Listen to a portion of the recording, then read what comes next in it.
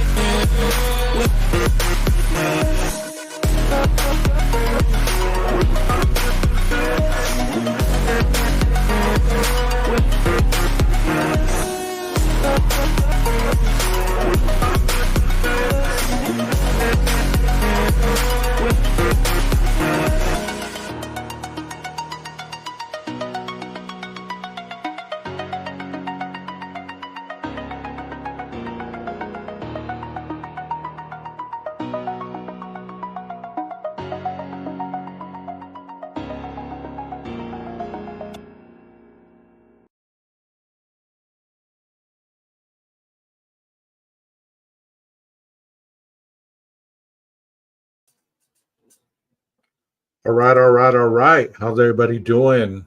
Happy Saturday to everybody. My name is 12 Gauge. Welcome to my channel. If you've been here before, thank you for coming back and visiting. If this is your first time, please hit a like and a subscribe if you enjoy what we're talking about today. Today, I have a special guest with me. She has her own channel. Her name is Swamp Rose, and she is here. So let me bring her up on the stage.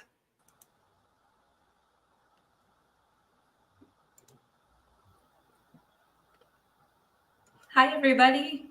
Thank you for having me, 12. You're welcome. You're welcome. How's everything going in your neck of the woods? It's a really nice day. I live on the coast, and we've just had beautiful weather. We've been blessed. Things are going really good. So how about you? You having a good weekend so far? Oh yeah, the heat is atrocious, so I'm staying indoors as much as possible. So,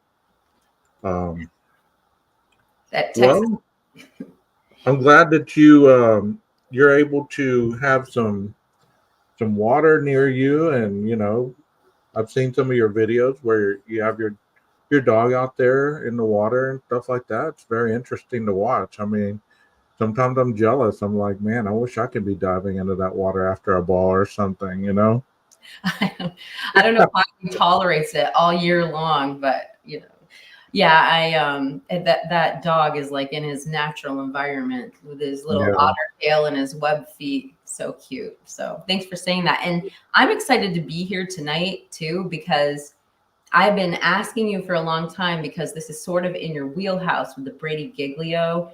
I've been asking you for a long time to really break it down for me so I have a better understanding. And I'm just so excited you've invited me here tonight so that I have a better understanding of this part of the law for my viewers. So I'm Hey, excited. no problem. Not a problem at all. Um, well, let me start by playing a video from a lawyer and then we'll go over and break it down a little more because they do a pretty good job at breaking down the Brady Giglio. It's him and his father. So if you've ever watched that streamer, he's very good. They're very knowledgeable, and they're very easy spoken. So it's a good watch. Yes, So they're some of my go-to. That's one of my go-to channels. I absolutely enjoy the breakdown that he does, and he always says it in a language that everyone watching can understand. So I'm really glad you chose this clip for us.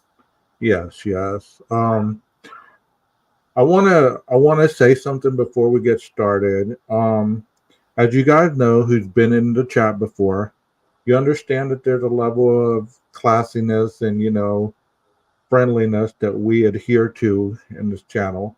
as well as swamps, so please be classy. Your opinion's valid. Everybody's opinion's valid, and we agree to disagree in here. So if you hear something that maybe you might not agree with all the way, well, that's fine. That's perfectly fine. So um, these two individuals on this video that we're about to watch, that is their impression of what they feel about the Brady Giglio. I know it says, is Brian Koberger innocent? If that's not your view, then, still kind of have an open mind about it, if you will. So let's go ahead and get the video started.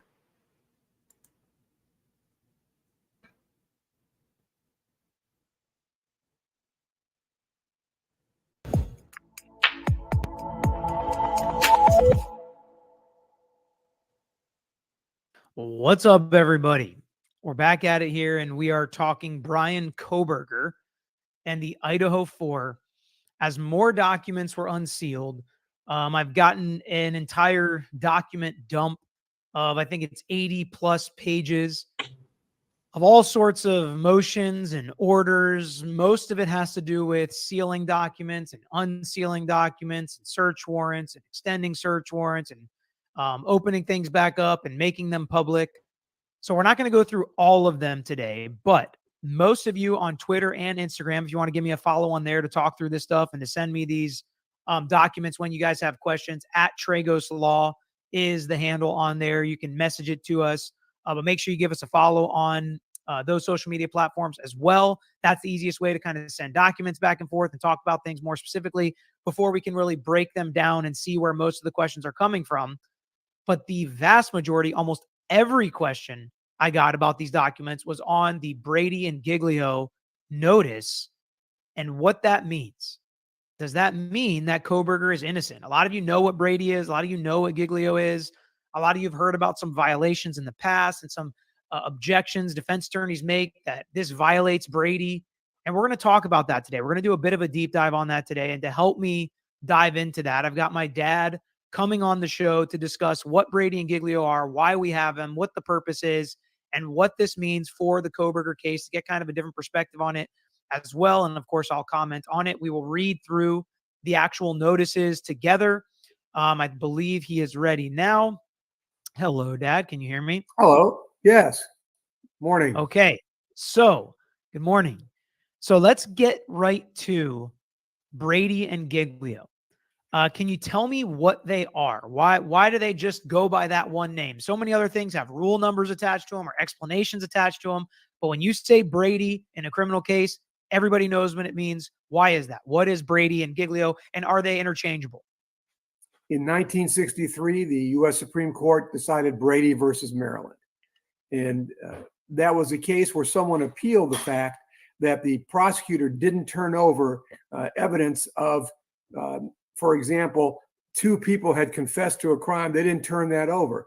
That could have affected the case. So the Supreme Court said that prosecutors from now on have to turn over, if they know something that's exculpatory, which goes to the innocence of the defendant, or that you can use to impeach a state witness and their credibility, you have to turn it over. And so that's become a constitutional, there's no rule, because they said the Constitution required that. Right. Just the fundamental fairness, basically, and the constitutional Right. protections Due of process, criminal defendants. right. So when we talk about this stuff, it's not just something that proves they're innocent. It's also something that potentially proves they're innocent, right? Well, it's got to be something that, in order for there to be a reversal for the Supreme Court, it has to be something that could have affected the verdict or the integrity of the verdict. In other words, you can't, just a mistake that doesn't have an impact, that's not going to do anything. But if it has an impact on the verdict, then yes, that's going to cause a reversal. And you're talking about a Brady violation. Okay. Yes. But what we're kind of focusing on today is just the Brady notice. Just because there's a Brady notice, just because there's some Brady evidence that's turned over, does not mean that there is exculpatory evidence or that there is evidence of a defendant, in this case, Koberger's innocence, right? Well, in this case, I think that Hold on. I don't want to jump to it yet. I don't want to jump to this case yet. You said what I'm saying is, okay. If there is a notice in this case, it does not mean that there is evidence he is innocent. That's my question. Absolutely correct. Right. It doesn't mean that there is evidence. Yes. Correct. And I like the way you explained it, because there's a second part to this definition, which we're going to get to. And that's really what this case is about. But I forgot to say, like the video if you guys haven't already, subscribe to our page if you haven't already, because this Kohberger stuff continues to drip out over time as we prepare for the June preliminary hearing. So make sure you subscribe and hit that reminder bell so you don't miss anything here on the channel. So let's get to more specifically this case and take a look at this Brady notice. I'm going to put it up here on the screen. All right. So can I zoom in a little? Yeah, there we go. All right. So a notice of Brady disclosure and request for protective order. And as you can see, these 82 pages, most of them are protective orders, seal a document, keep it away from the public eye, things like that.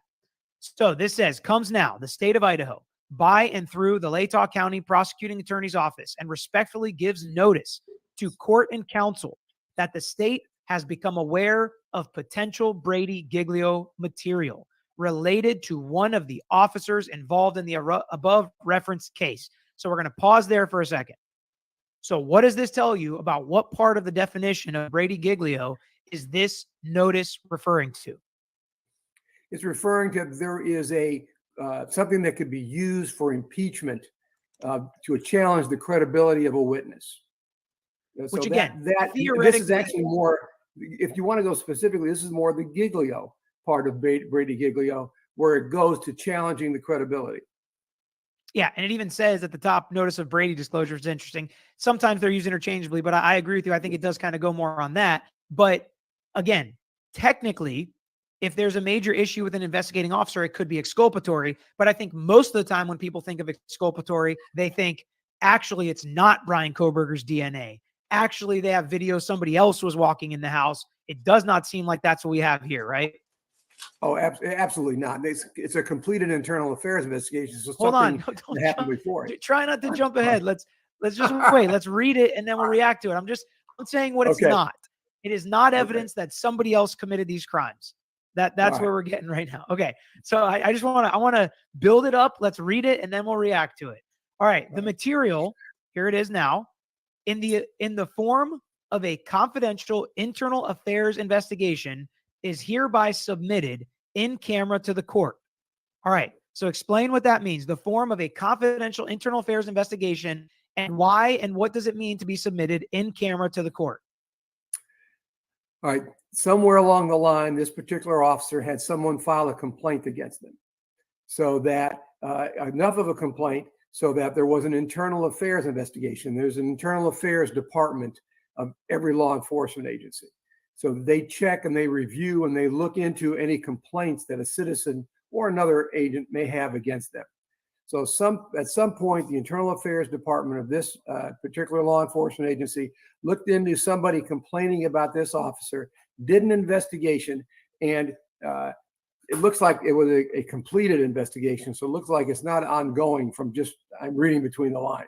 So there's a completed internal affairs investigation about a complaint. It could be a complaint of excessive violence. It could be that they got a DUI. It could be that they they lied to another law enforcement agency. It could be they put a lie in their police report in another case. There could be a lot of things. We really can't pin it down because internal affairs investigations happen for major and minor things. Right. Okay. And we're going to get to some of what it could be in a second. Let's finish this notice here. The state intends, oh wait, we didn't answer what does it mean to be submitted in camera to the court? Explain what that means quickly. That means it's not for public view, that it can go to the court looks at it, and depending on how the court views it, the defense lawyer could look at it, but the defense lawyer cannot reveal it to anybody in the public. It's got to stay secret, basically. Okay. So then it says the state intends to disclose this information to defendant's counsel, but because this information is confidential and exempt from public disclosure pursuant to Idaho Code 74-1061, personal records, the state respectfully prays for the issuance of a protective order pursuant to Idaho Criminal Rule 16.1, prohibiting defense counsel from disseminating the information contained in the internal affairs investigation, absent further order of the court. That's going to be granted. They're not going to have to do that. Plus, we already have the non-dissemination order in this case.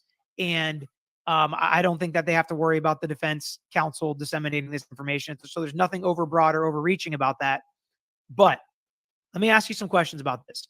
So what do you think? Do you think that this is some kind of misconduct in the Bryan Kohberger investigation?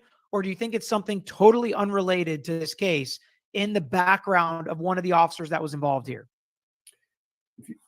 Purely guessing, but from the way I read it, I think it's something that happened before this case, because, this case hasn't had enough time for an internal affairs investigation and for a decision to be made. So this is something that happened beforehand. Yeah, I think so too. And so I think a lot of people, that might be surprising to them that they're bringing this up as Brady GIglio, and it might have absolutely nothing to do with this case specifically. But why does that not matter? Why is it still important? And I'm going to read this protective order before, but you've had a case where there have been some things like this going on in federal court with FBI agents, and there's been some information like this happening, and sometimes it's even been on the case you're working on. I'm going to protective order, and then we're going to get to how this could potentially be used by the defense counsel in Bryan Kohberger's defense. So here is the protective order for the Brady GIglio material. The above matter having come before the court pursuant to the state's notice of Brady disclosure and request for protective order, the court having reviewed the same and good cause appearing, it is hereby ordered that the state shall disclose the documents appended under seal to the state's notice of Brady disclosure and request for protective order filed on March 27th. It's further ordered that except as provided in the foregoing paragraph, the parties and counsel shall not disclose the documents or the contents thereof unless authorized by the court. That's not a surprise. These are the two documents people wanted us to break down most, so I wanted to read both of them, discuss both of them. But that's not a surprise to you, right? That this was granted? No. All right, so let's get to how this type of material, an internal affairs investigation and report potentially on an officer that was involved in this investigation with Bryan. Okay, so far he discussed that anytime that you have a complaint from a citizen, that you can instantly have internal affairs look into it. And it sounds like the way they're breaking this down is there was a complaint on an officer in the past. So internal affairs was looking into that. And as the father said, there wouldn't have been enough time for them to have finished the internal affairs investigation by the time Mr. Kohberger, is going through his own deals, arrest and everything else. I mean, so it would have been something that happened in the past. And one thing that I like that he said is not for public view. The court has to choose to make that public knowledge.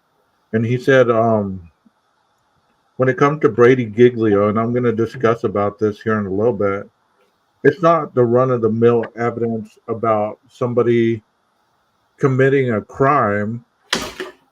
It's something that's based on, is it going to be impactful to the trial, to the defendant's culpability to be either innocent or guilty. So try to remember that when we're going through the areas that I'm discussing next after this video, because it's kind of difficult to understand this unless you're watching it and really go back and understand what they mean by the wording. But it's, once you get it, you will understand what Brady GIglio is. So this video is pinned at the bottom of the screen.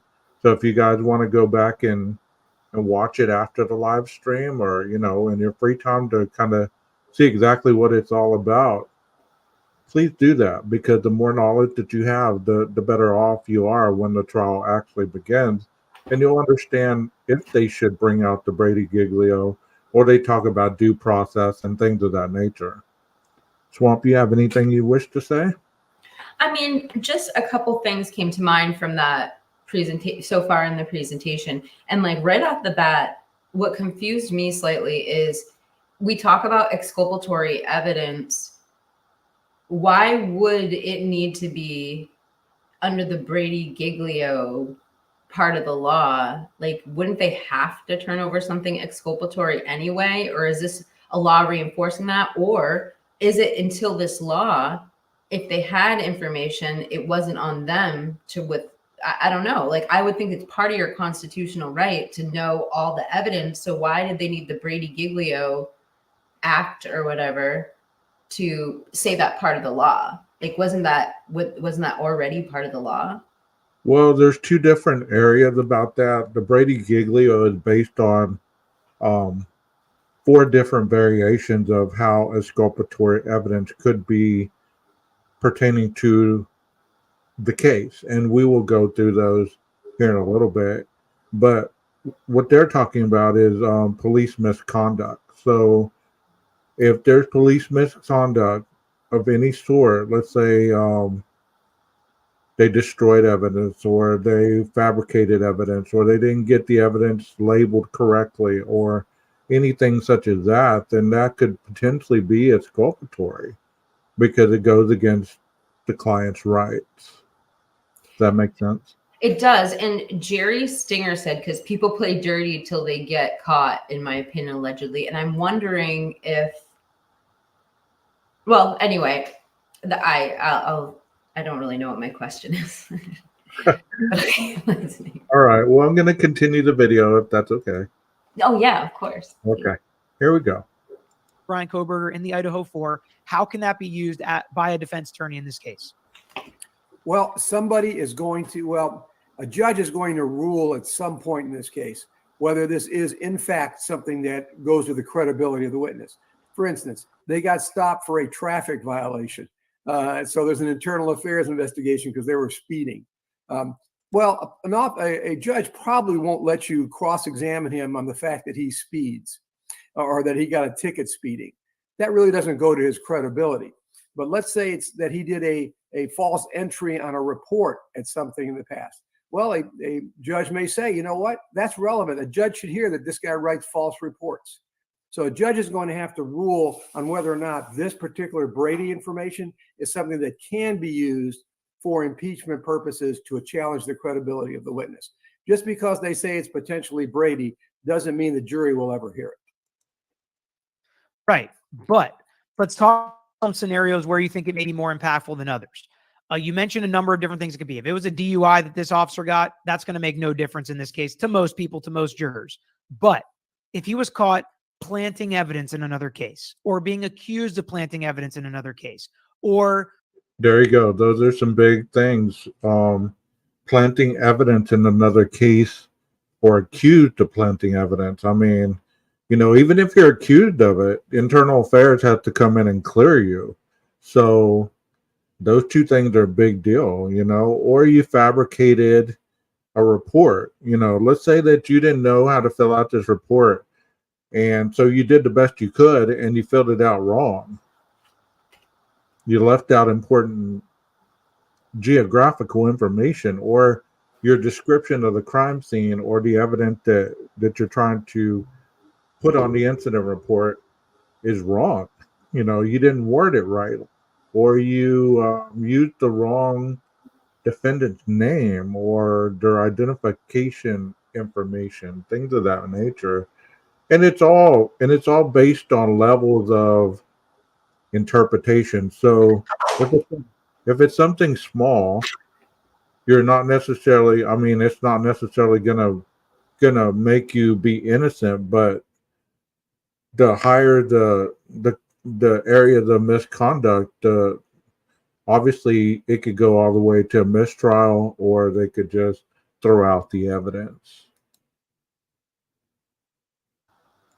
Especially in a case like this where people are wondering why was this fingerprint there? Why was the sheath left? Did somebody plant it?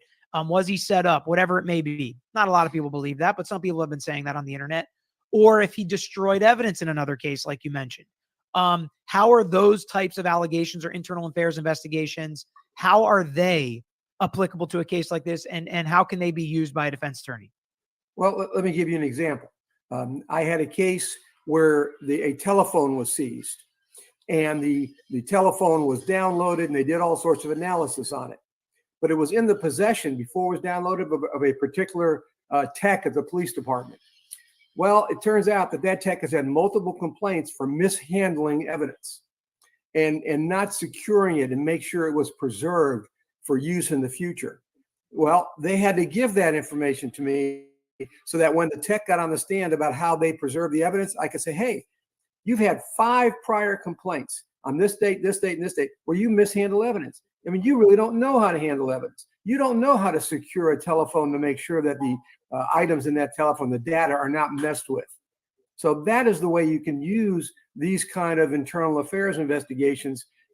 Again, that's just one example. I've had dozens and dozens, but that's just one example that's very obvious that someone who's supposed to handle evidence, you can't have 5 complaints, you've mishandled evidence, and not expect it to be used to cross-examine you in a trial. Exactly. And I think that that's the big. So that's a great example he just gave. If even, in the trial, or not the trial, but the hearing that we've heard, Ann Taylor was asking about the evidence, where she could find it. Well, let's say that she was hoping that the evidence person didn't log in the information correctly, or possibly that the evidence person lost the chain of custody, or the chain of custody wasn't correct. Any of that stuff could be exculpatory if they choose to enhance it or go forward with all that information that they learn about. And I mean, obviously, Payne was telling her, the evidence locker person or whatever, the evidence person has, that's where we keep this and that's where we keep that. Well, like George just said, if any of those people have any prior Brady GIglio violations on them, that could be useful information in the trial to say, hey, this person doesn't know how to preserve evidence very well, or they don't know how to document evidence very well. They've had these kind of complaints and that kind of complaints, and they've been founded or not. What do you think, Swamp? Well, I think this is really interesting because it is explaining something that I don't think I had a word for before now. And if you don't mind, I'll just tell you a quick example. We were talking about Rollo earlier. I was watching one of his videos a while back, and he was talking about Chris McDonough, the former detective. And I'm just bringing this up as an example. And Chris McDonough has a podcast. And one of the things that happened during his investigation is he found a glove on the outskirts of the 1122 King Road home. Yeah. And he didn't touch it, but he found it. He went and got an officer. They collected it for evidence. And I always thought that was uncomfortable to me. But let's just say that Chris McDonough was a detective on this case and not just a podcaster. He has sort of a tumultuous history, whether he did anything wrong or not, or he has, I'm not saying he is guilty of anything by any stretch of the imagination, but there were issues and there were internal affairs to what he did when he was a detective. And I'm not going to go into it here, but the allegations are very strong and kind of heartbreaking. Right. If that person really was a policeman who had entered that into evidence, in this case, it sounds like the defense attorney hypothetically could say, well, this officer has this in his past, and he has done these things to get a guilty verdict in the past or get the evidence to convict in the past. He might be too controversial to be the one to find this evidence randomly. And I don't think I had a word for that before, other than distrust or, doesn't feel right. But in this case, now I understand that, like, if there is some controversy with the officer that collected evidence, that could be a major issue in a trial. And it sounds like even could get a trial thrown out if that were the case. Anyway, I hope I'm not interrupting the flow of things with that little story, but. No, you're not. Based on what you just said, they could even, on what I've read about investigations and gathering evidence, you don't even really have to name the person who's found the evidence. You could claim it yourself because technically you're the officer that's taking it into evidence. Because Chris McDonough doesn't work for the force, you know what I mean? And I understand your point. if they do bring up that part, that they are opening a big old can of worms, so to speak. But if they don't bring him into the mix, I mean, it might be a situation where they omitted.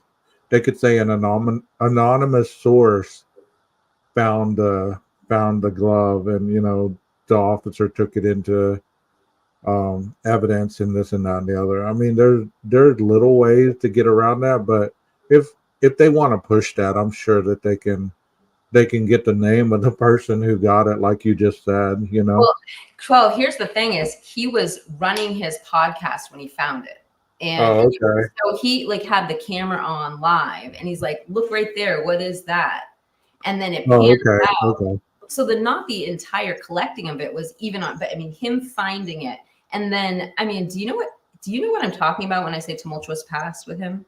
Yes, I Okay, do. all right, good. I didn't know if I had to spell it all out. Yeah, yes, I do. I do.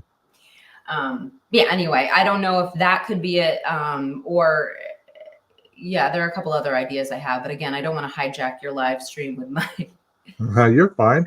Well, maybe you could bring those up in a live you can present later on, once we get a general understanding, and your chat and my chat gets an understanding of what we're talking about. I'd love to, yeah.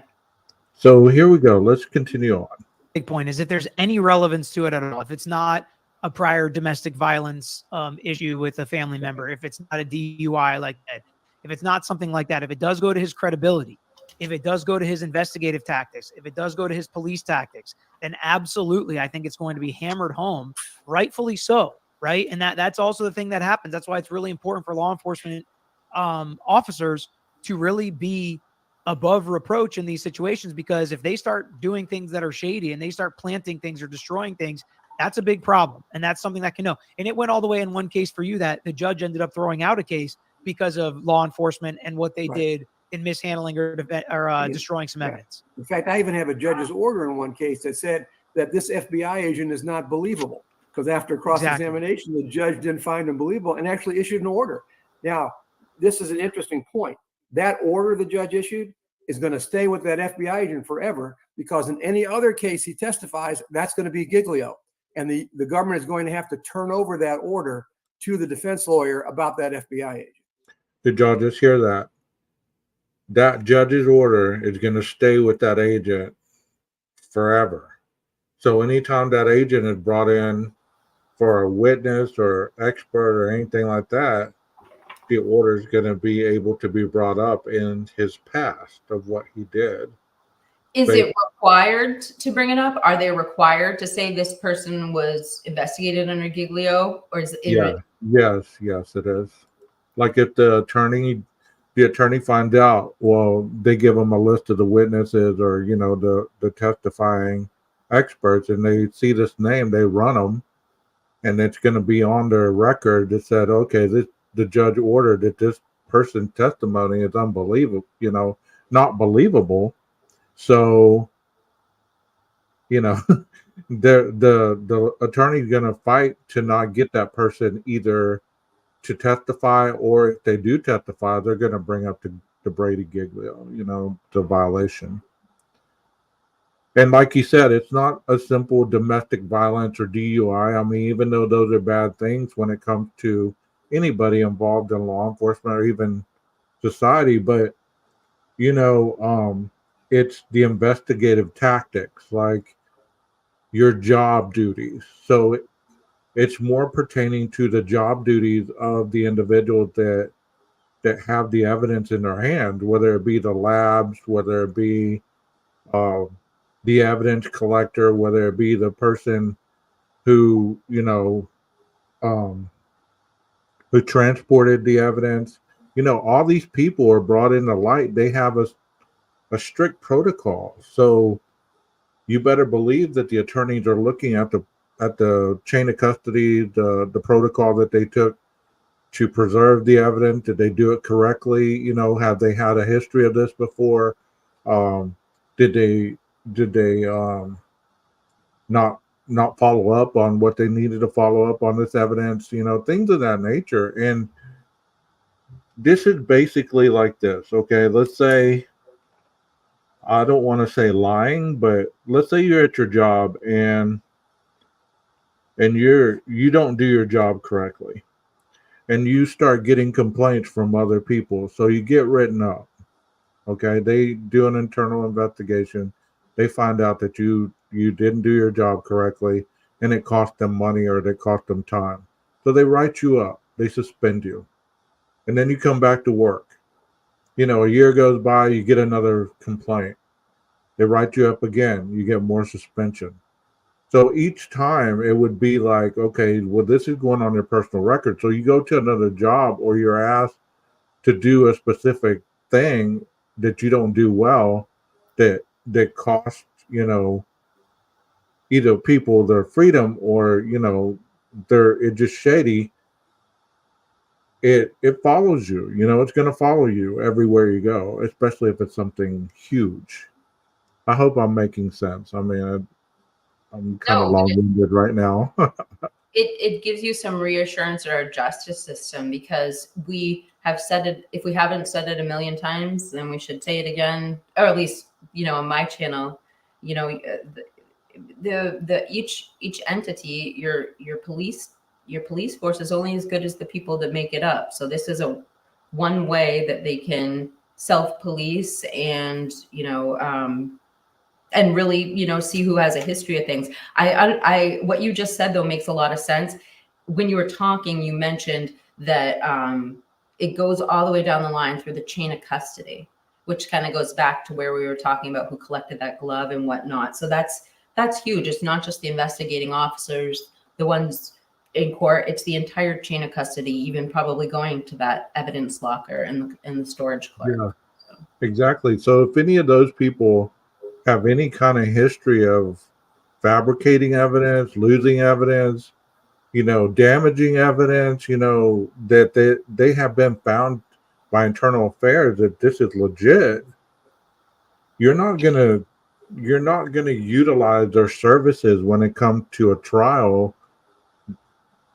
I mean, they'd probably be more valuable to the defense than they would be the prosecution. You get what I'm saying? I do, yeah. So it would be something that it would be viable for the defense to try to find out these things about any kind of people that could have tainted evidence or maybe got rid of the evidence, like that one officer that said he didn't keep copies of his report. So let's say they do some investigating on him, and he's found that, he's had previous cases where he does this. Internal affairs has been called. They've deemed him, the complaints accurate. So there, he had a Brady violation on his record. So he can't. I mean, he can testify, but the defense is going to say, "Hey, we can't use his stuff. He's had the history of, destroying his own evidence notes and stuff like that." So, yeah.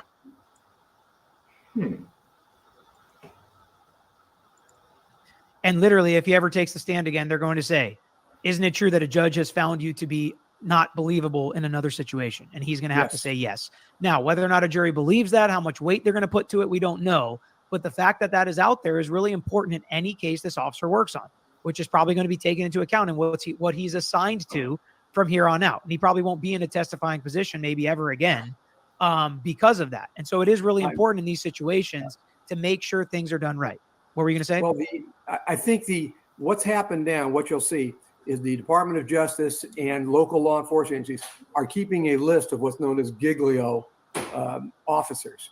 And these are lists of officers who've had GIglio disclosures that need to be disclosed in future cases.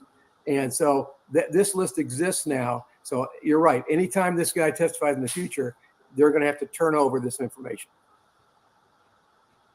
Yeah, exactly. And I think that's going to be really important. And it may be much ado about nothing, right? I mean, it really could be nothing. There are situations where there are Brady GIglio notices where that evidence, like you said, never even makes it to a jury. Right? Right. And I think it's important, and I don't know if you're going to get this, the timing of this GIglio disclosure. This is pretty important. This is rare for there to be a GIglio and Brady disclosure this early in the case. Normally they wait until evidence disclosures. They wait until a Brady and Giglio demand from the defense lawyers, and then they turn over a bunch of stuff. I think this prosecutor is being very careful doing this early to make sure there's not going to be any appellate issues created by this. So this is a very early disclosure of Brady. This is unusual. So did you understand what he just said right there? Yes. Yes. Mhm.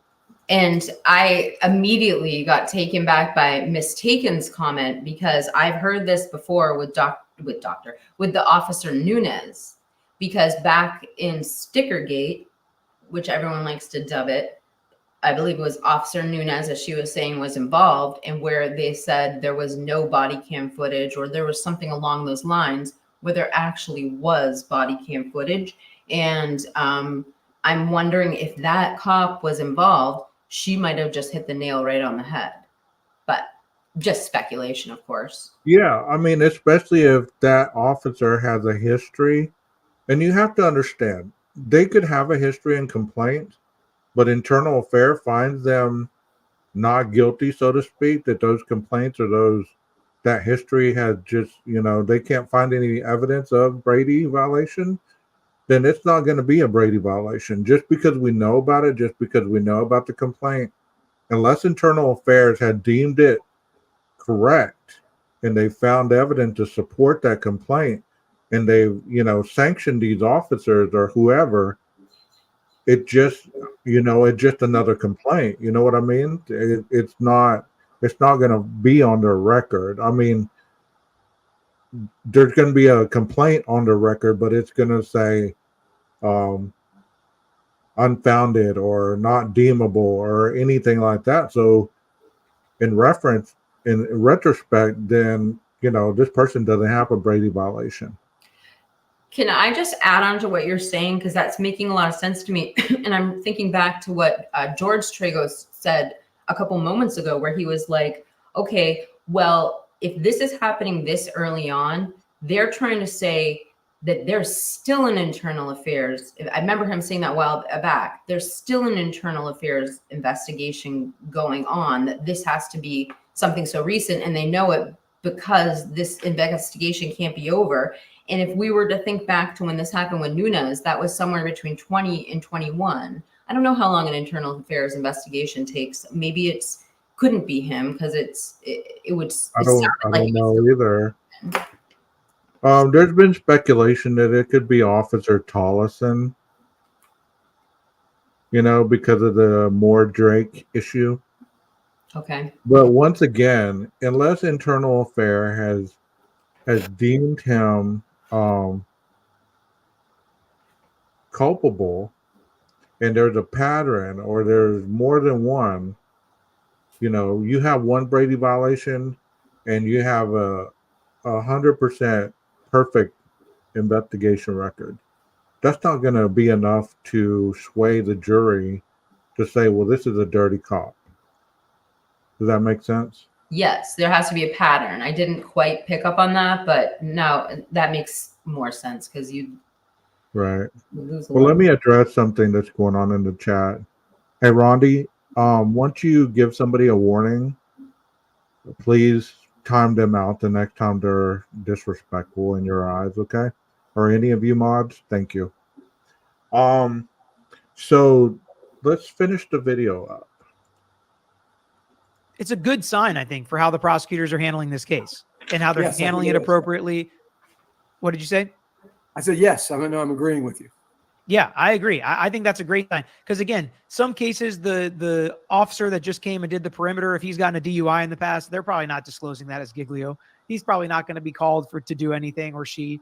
But I like the way the prosecutor's handling it. Again, we don't want them, if Bryan Kohberger did this and if he gets convicted, we don't want them to create any appellate issues unnecessarily, do everything above board, turn over all of the evidence, make sure the case is tried appropriately. What do you think the chances, because this is another question that we're getting through Twitter, what do you think the chances are that this Brady or GIglio evidence that has been noticed and is going to be under protective order, so we're not going to see it, at least for now, what are the chances that the charges are all dropped against Bryan Kohberger at this point? Nil. Absolutely Slim to none. nil. Yeah, Slim to yeah, none. like I mean, none. Not even slim. Yeah, if we could say none, we would. None. Yeah, no, I agree. I agree. So this was the Brady Giglio deep dive. Anything else you want to mention about it, or you think we hit everything?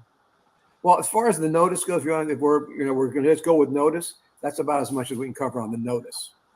Right.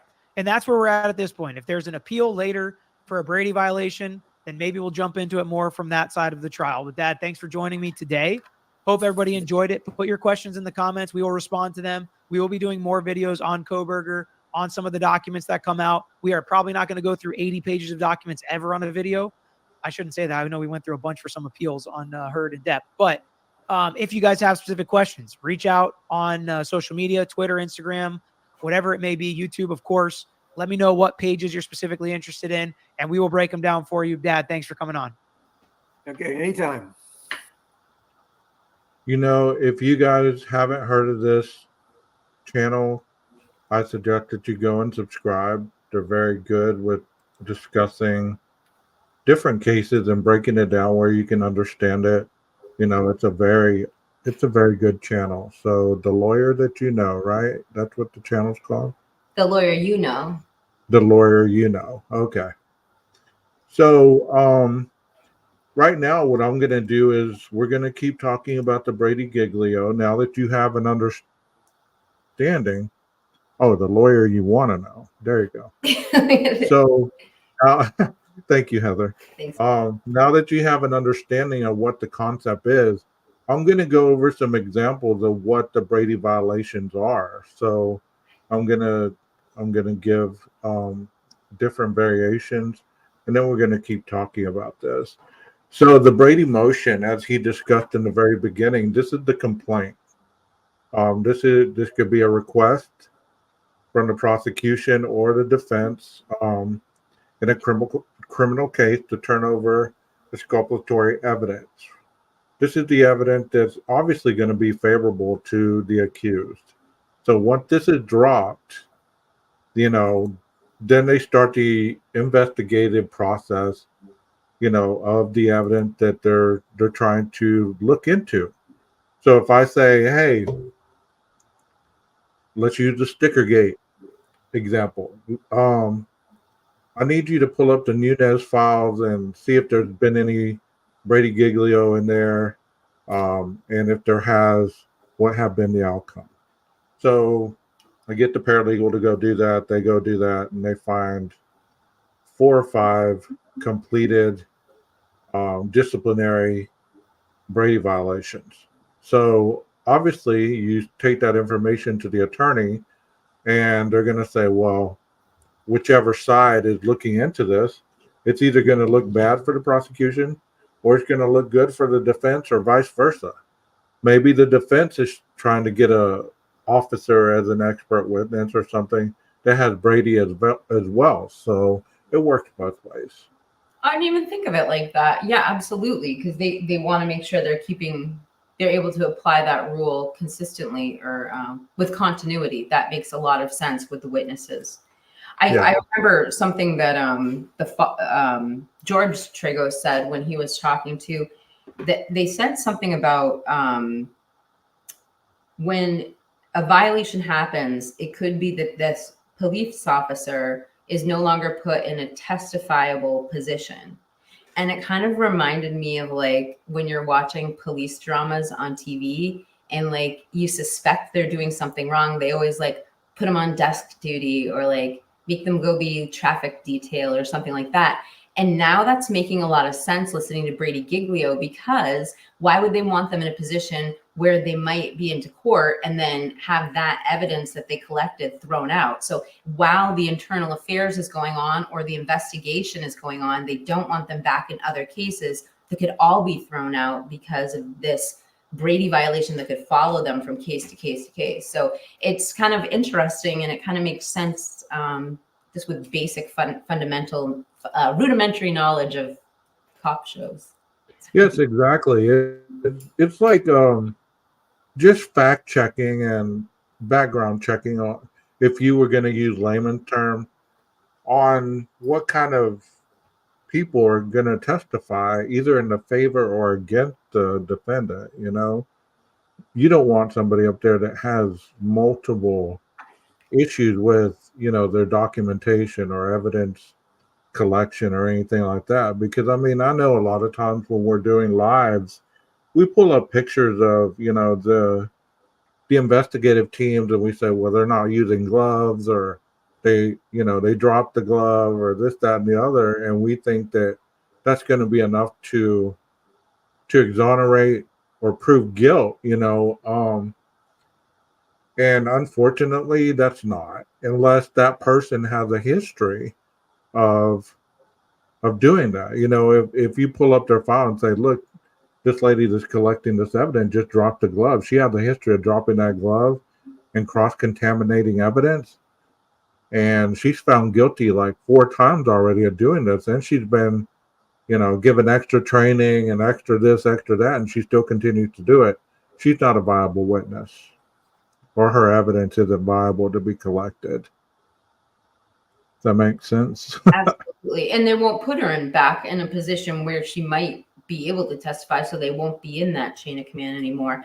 And I mean, in that one, like, that's in terms of the Brady violation, maybe just seeing them do that might not get the case thrown out. But what that does make me think of is when we talk about just the forensic part and the collection, not the other parts of the investigative case, but just that forensic part. Well, although it might not get thrown out on a Brady violation, that cross-contamination of evidence, that does plant a lot of reasonable doubt. So just in that one, yeah. I kind of don't think about that often, but I do remember so much controversy, seeing that person pick the booty up and put it in the evidence bag and stuff like that. But I digress,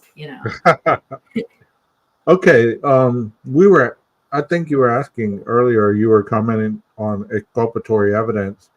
And basically, exculpatory evidence is any kind of evidence that's favorable to the defendant in any type of criminal trial. It either is able to exonerate them, or they're able to show the possibility that they have other evidence that they can bring forward to prove that they weren't there, or that they didn't do the crime. So in this case that we're talking about right now, obviously the exculpatory evidence that we've all heard about that we never got to see or hear was Bethany Funk. She supposedly had the exculpatory evidence that was only known to her that could have exonerated the perpetrator or the suspect. So it just makes you wonder what exculpatory evidence, and you could do a 5-hour live on that. I don't want to open up that can of worms, but it just makes you wonder what kind of exculpatory evidence she really has. I mean, because it's only known to her, so it's something that she only knows, she can vouch for, and that might still come out in trial. That might be something that they're holding at the ace card. This is the card that's gonna exonerate him or not. You know what I mean? Yeah, and I think the big clarification, especially when you were just putting it like that, the big clarification for me from my very first question before we watched this presentation is, although we might put all these things in the basket of exculpatory, not all exculpatory things are Brady violations. Brady GIglio violations have to do with the investigators and the chain of custody of the evidence, and not the actual exculpatory evidence itself, but right. But credibility and things. But it applies to the investigators, and I think that that's the real clarification that I've just taken away. Well, aside from lots of other things too. Can Ann Taylor think Bethany has exculpatory evidence when Bethany doesn't? Can Ann still state to make her case appeal stronger than it actually is? No, because once the discovery has been handed over, that is part of the defense's strategy to, if you're trying to get a client off, you're going to want to bring the best evidence forward to show that there's no way that this person could have been there. They could have done this. Let's say, I don't know, just for speculation purposes, let's just say that Bethany and Brian, because he's the suspect that's incarcerated right now, let's say that they were friends online or something, and I mean it would have been brought out by now. But let's say they were friends, or that she was messing around with a WSU student who was being taught by Brian, or knew of Brian, and all this and that and the other, and the student had relayed information just to her about Mr. Koberger that would be so exculpatory that it would set him free. Let's say he didn't have a good grip, or maybe he walked with a limp, he anything. That sounds silly, but that's what I'm trying to say is it has to be something that is very personable to that person that nobody else knows about. It's kind of like when you bet on football with a bookie. Does the quarterback have the flu? Does he, that would be evident to give you kind of a one up to try to get whatever you're trying to get as far as monetary value. I feel like I'm just talking for days right now. Am I making sense at all? Yes, and I don't know if I'm getting value from it. That our viewers are definitely taking value away from this too. This is a muddy waters, and it's nice to sit down because you have to kind of hear the whole concept before you completely understand what they're talking about in the Brady GIglio. So it is important to go through the whole entire breakdown, like they just did with Peter and George. Yeah. Well, here's one of the Brady violations. Okay, when the police failed to do their investigation properly, um, they can have leads and information that they didn't follow up on, and this could be a violation. But let's say that we've heard of those three DNAs, those three male DNAs that they found. If for some reason any of those officers have had a history of not following up on information that could set somebody free, but they just kind of shuffled it off, and once again, internal affairs found them guilty of it, and it's been multiple times, then this is important. This is a big deal. But you just can't have the complaint. You have to have validation by internal affairs. That's what makes it so different. You just can't say, well, he had the complaint of doing this, or people had talked about him being a dirty cop, or this, that, and the other. Well, that's just hearsay until internal affairs found evidence of their guilt. Kiki? Yeah.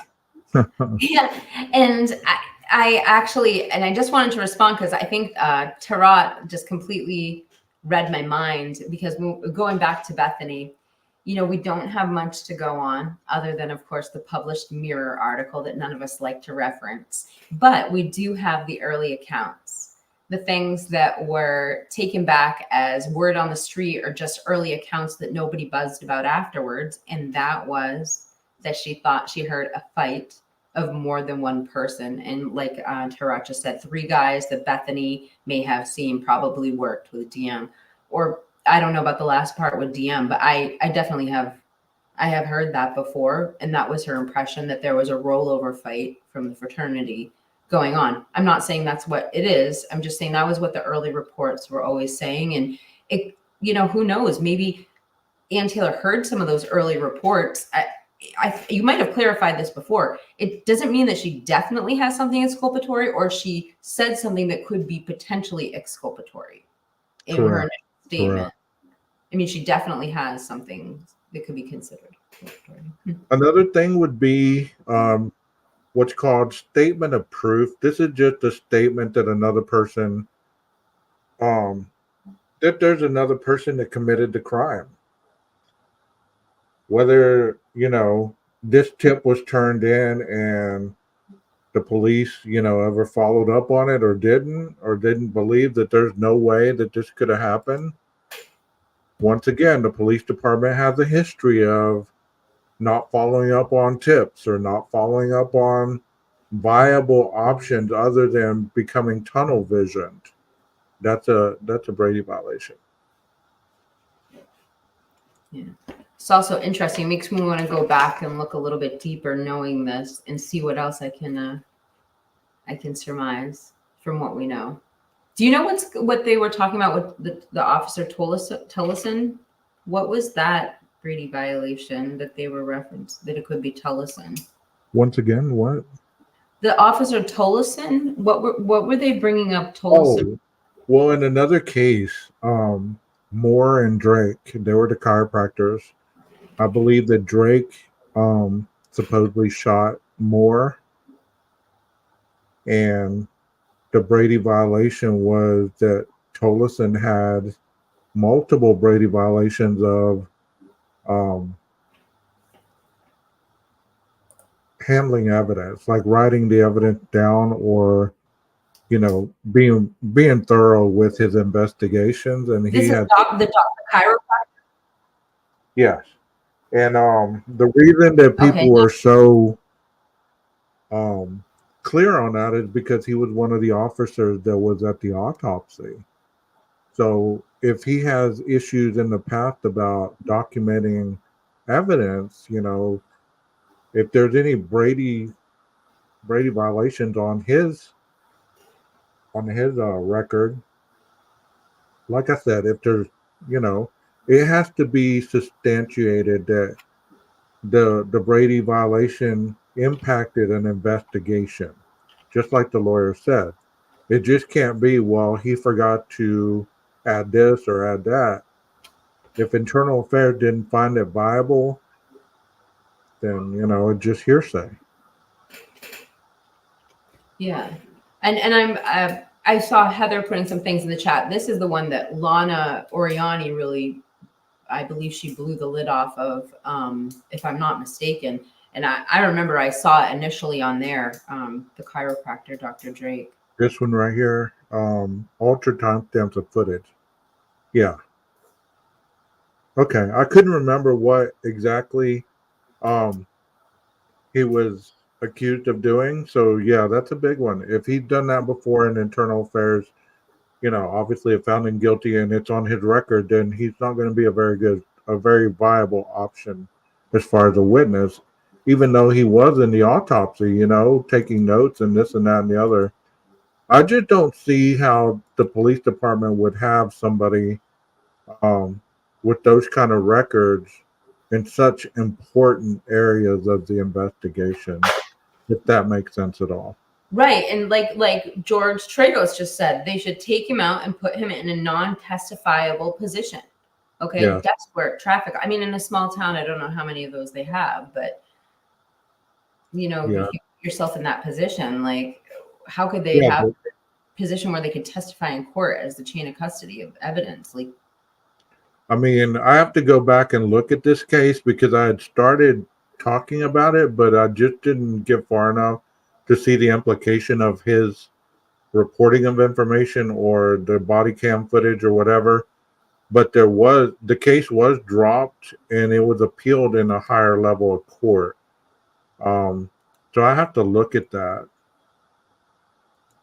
You're correct, Heather. You're correct on that. and I didn't know the charges were dropped. That, thank the Lord, that person. I believe, if I remember correctly, when I first heard that case, he almost had an airtight alibi. I think he was with the town's coroner at the time of it. Was just crazy, but anyway. Yeah, I mean if that's let into evidence, or not evidence, if that's let into court as one of the potential witnesses, I'm sure that's part of the next part of the court proceedings is the motions for suppression. So they're going to look hardcore as what they want to take out of the case and what they're wanting to keep. So that's going to be part of it. And a lot of this stuff, since they're already asking for it, they're going to try to keep this stuff out. So if he is guilty, the appeal cannot appeal on a Brady violation, if that makes sense, or vice versa. If he's innocent, you can't say, well, he's innocent only because this officer was dirty and he has multiple Brady violations. They're trying to already keep this stuff out of the court before the trial. So that's why they're doing the hearing ahead of time, so they can't go back and appeal it on the Brady violation after the case already heard it. And so, like, if they were to appeal it, the judge would say, well, here's the hearing, or they're not allowed to appeal it if they've already had the hearing. Well, they won't be allowed to testify, or if they are allowed to testify, usually the process is after the trial, you get rid of all the Brady violations. So you strike their testimonies from the trial. You're able to say, well, this person has Brady violations. The court can say, okay, that's valid. Let's strike their testimony from the trial. And when the court is over and you go into the jury goes in to deliberate, that right before that you say, well, this person's testimony was not valid because of this. This person's testimony was not valid because of that. He has a history of this, has a history of that. I mean, like they said, it's not public. It's not in the public view. So the court has to say, we're going to bring this out so people can see that this person is not very credible as a witness. Because you're trying to protect the defendant's rights. Right. You don't want, any kind of evidence, especially from somebody who's been found guilty of doing the things that, even if they didn't do it in this case, where there's smoke, there's fire, So here's another one, and that's what I just talked about, police credibility. If their credibility is placed in as an issue, then obviously that's a Brady material. And here's another one. If we've heard about an informant a lot of this case. Okay, I don't know who the informant is. I don't really follow that part of it that well. And I've heard people have different variations of what they believe of who the informant or what the informant is. But if the informant has any criminal charges pending, their testimony is invalid. So even if they give you viable information or evidence against the person who you're trying to convict, if there's any charges against them, can't use it. So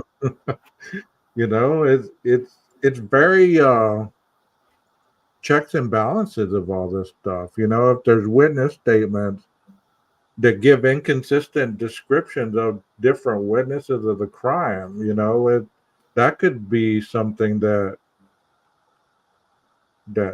is looked into. If the officer that's writing this witness statement has a history of writing false reports, embellishing the truth, maybe using clad in black or frozen shock phase or something like that. I mean, it could be anything. If they have a history in internal affairs that found them guilty and there's multiple history of this, then their testimony will either be thrown out, they won't be allowed to testify, because you can't let that type of situation potentially sway the jury one way or the other. But it has to be enough that it seems that it's forming a pattern. It can't just be depending on the degree of the violation, it sounds like it can't just be somebody made a mistake. Like there has to be some sort of pattern. And it has to have impacted previous cases one way or the other. Okay. Like internal affairs have found, well, this person was found guilty due to your negligence, and you've done this countless times. Well, you're not a very viable witness, or we might keep you on the force, but you'll never get to testify because you have all these violations on you, and they've been founded by internal affairs, which is the check and balances of law enforcement and stuff like that. Is internal affairs in each police department, or is it its own entity that comes into the police department? Is it like part of the union or something that comes in? Like, what is internal affairs? Is it like every police department has their own internal affairs, or is it like internal affairs comes into your department? Like the DA? That's a good question. I'm not really certain at this point, but I will get back to you on that. Thank you. But I know that internal affairs, the basis of internal affairs is kind of a committee to come in and evaluate, your work history, your case history, your evidence, whatever's being challenged. They're running through your personal files and everything, your personal life, stuff like that, to make sure that it's kind of like putting a microscope on everything that you've done in the department to see if there's any validation to the complaints that's been filed against you. The Richard says, I do not believe anything that's being said that is not in court docs or hearings. I'm getting to that point too. It's like so hard to know what's a good source or what's good leaked information. It's exhausting. Yes, it is. I mean, it is. Because everybody has when you're arrested and you're indicted, it's called due process, meaning that you have the right to a fair trial by your peers, by the jury of your peers. You have the right to remain silent. You have the right to the pursuit of liberty, justice, and something else. I can't think of it right now, but those are the basic right that you have going into a trial. So that kind of concludes the Brady material. And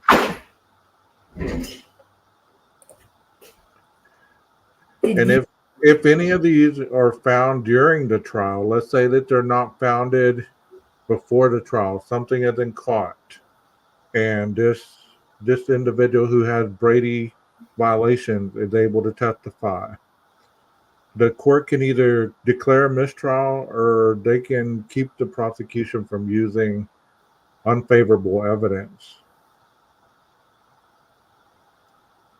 Basically what I said a while ago. I'm just looking.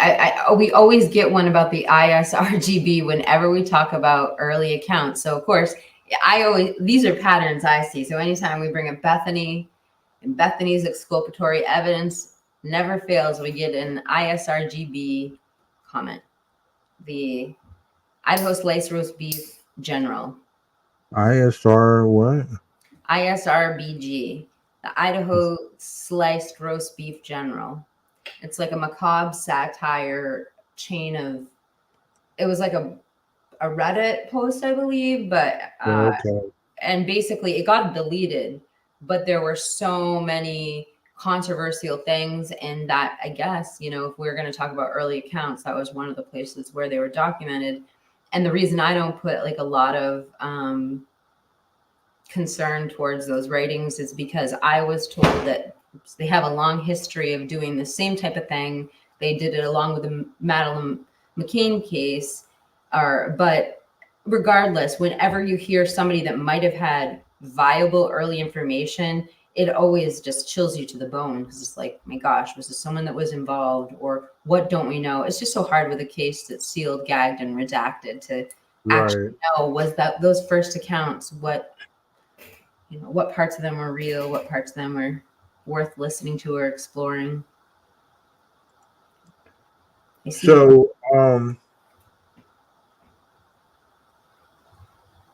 well, thank you, Jeremiah. I'll look at that. I just pulled it up, and that looks very interesting. I want to look into that a little further. He emailed me something about new exculpatory evidence in the O.J. Simpson trial.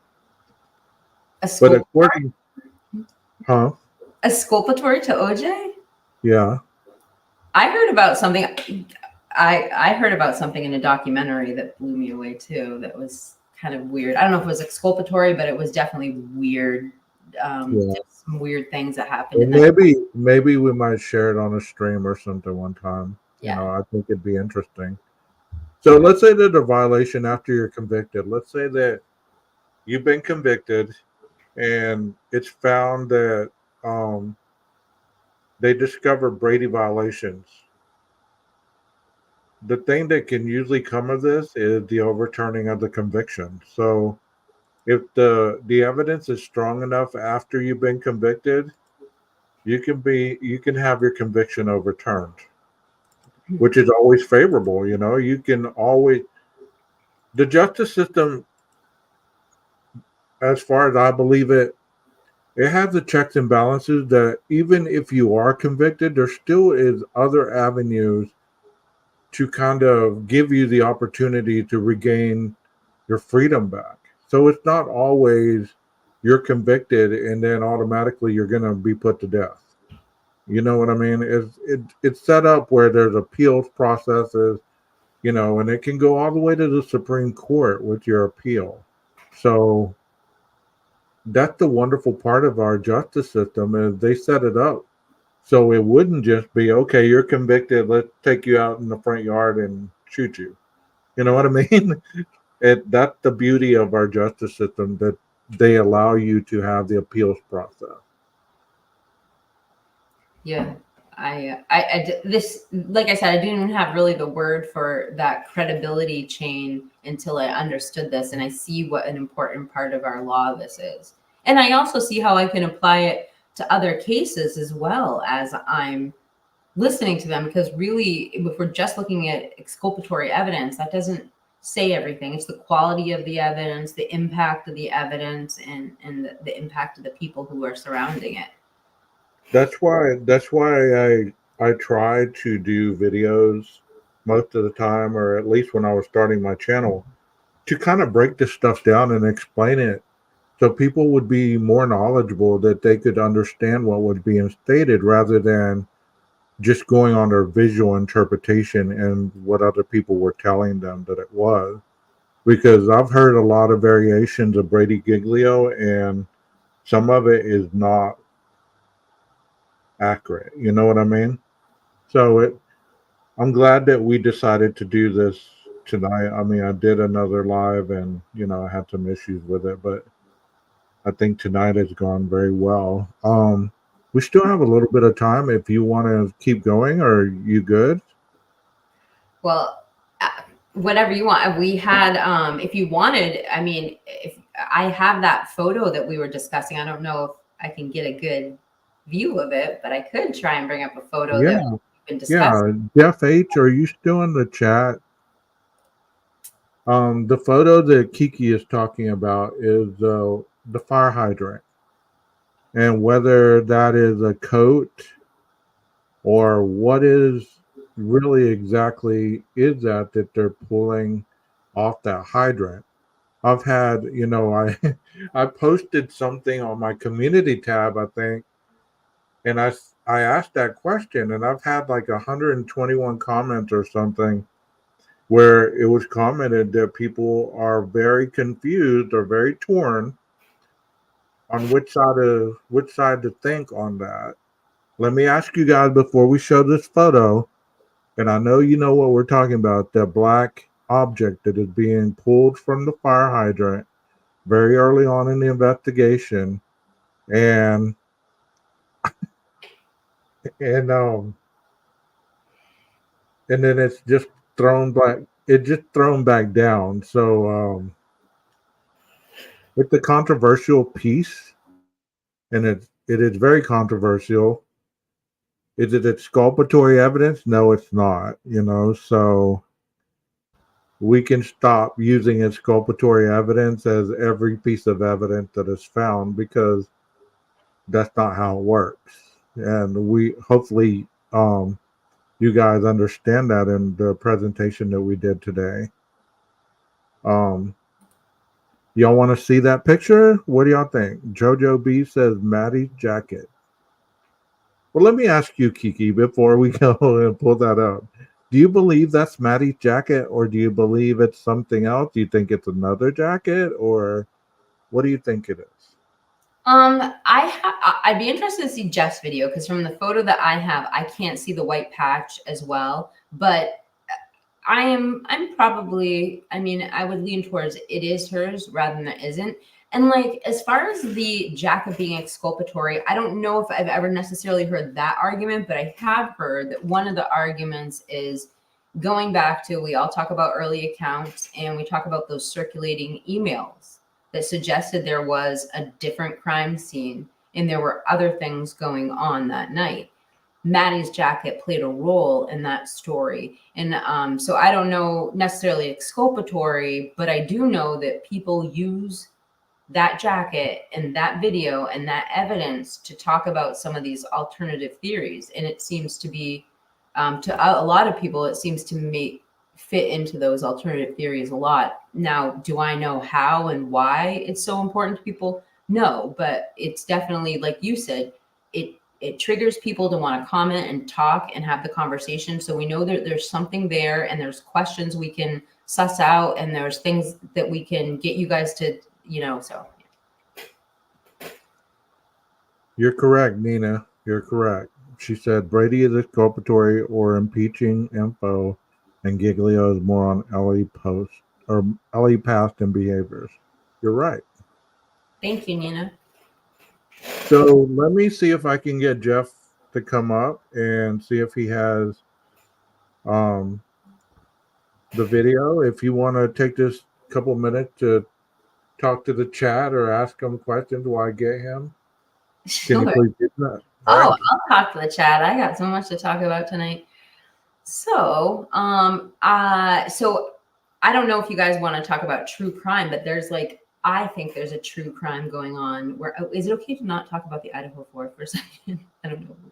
Okay, he's pulling that up. I'm going to tell you about true crime that I think is going on. If you guys Google right now, there are 150 dolphins beached in Wellfleet, which is about 20 minutes from where I live on Cape Cod in Massachusetts.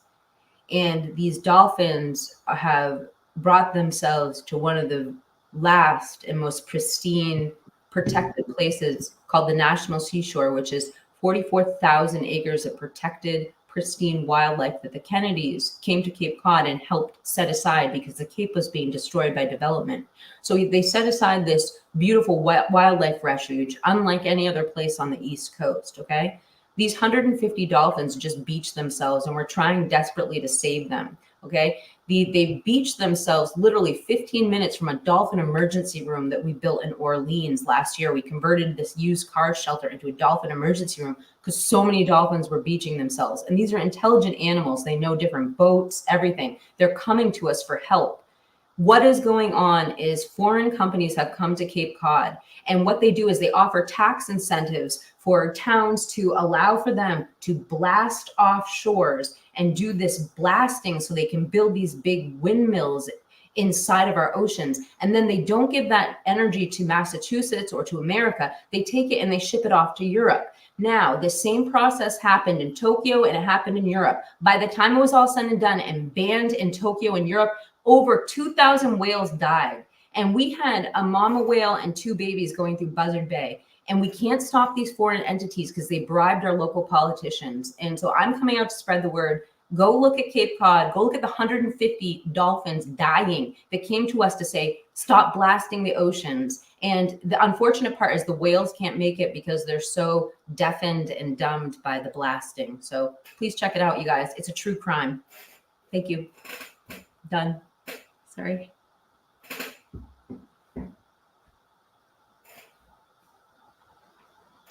Yeah, Texas Rangers, there's a purge going on. It started last year with 60 whales beaching themselves in Jersey.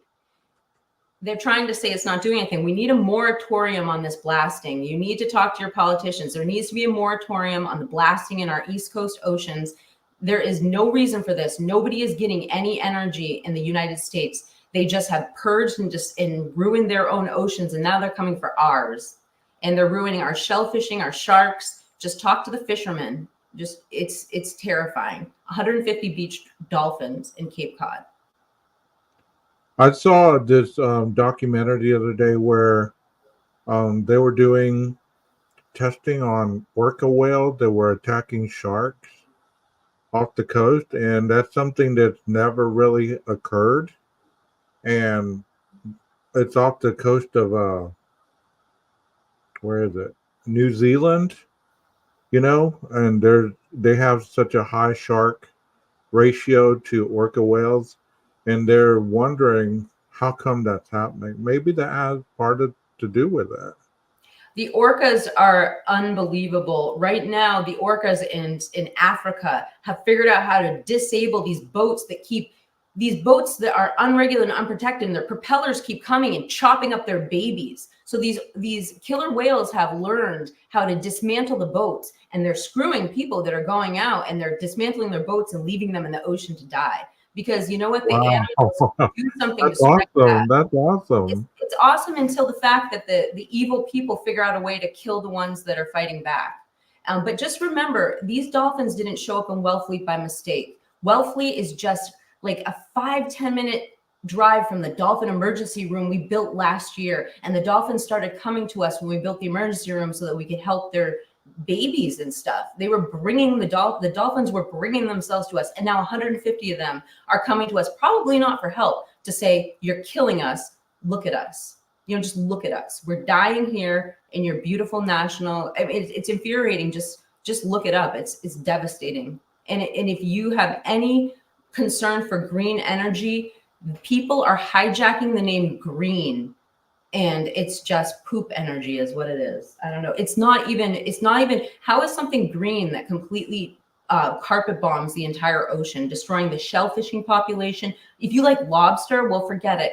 They regulate the lobstermen. They say that they might hurt the right whales with their nets, but there hasn't been a documented right whale injury in like 50 years.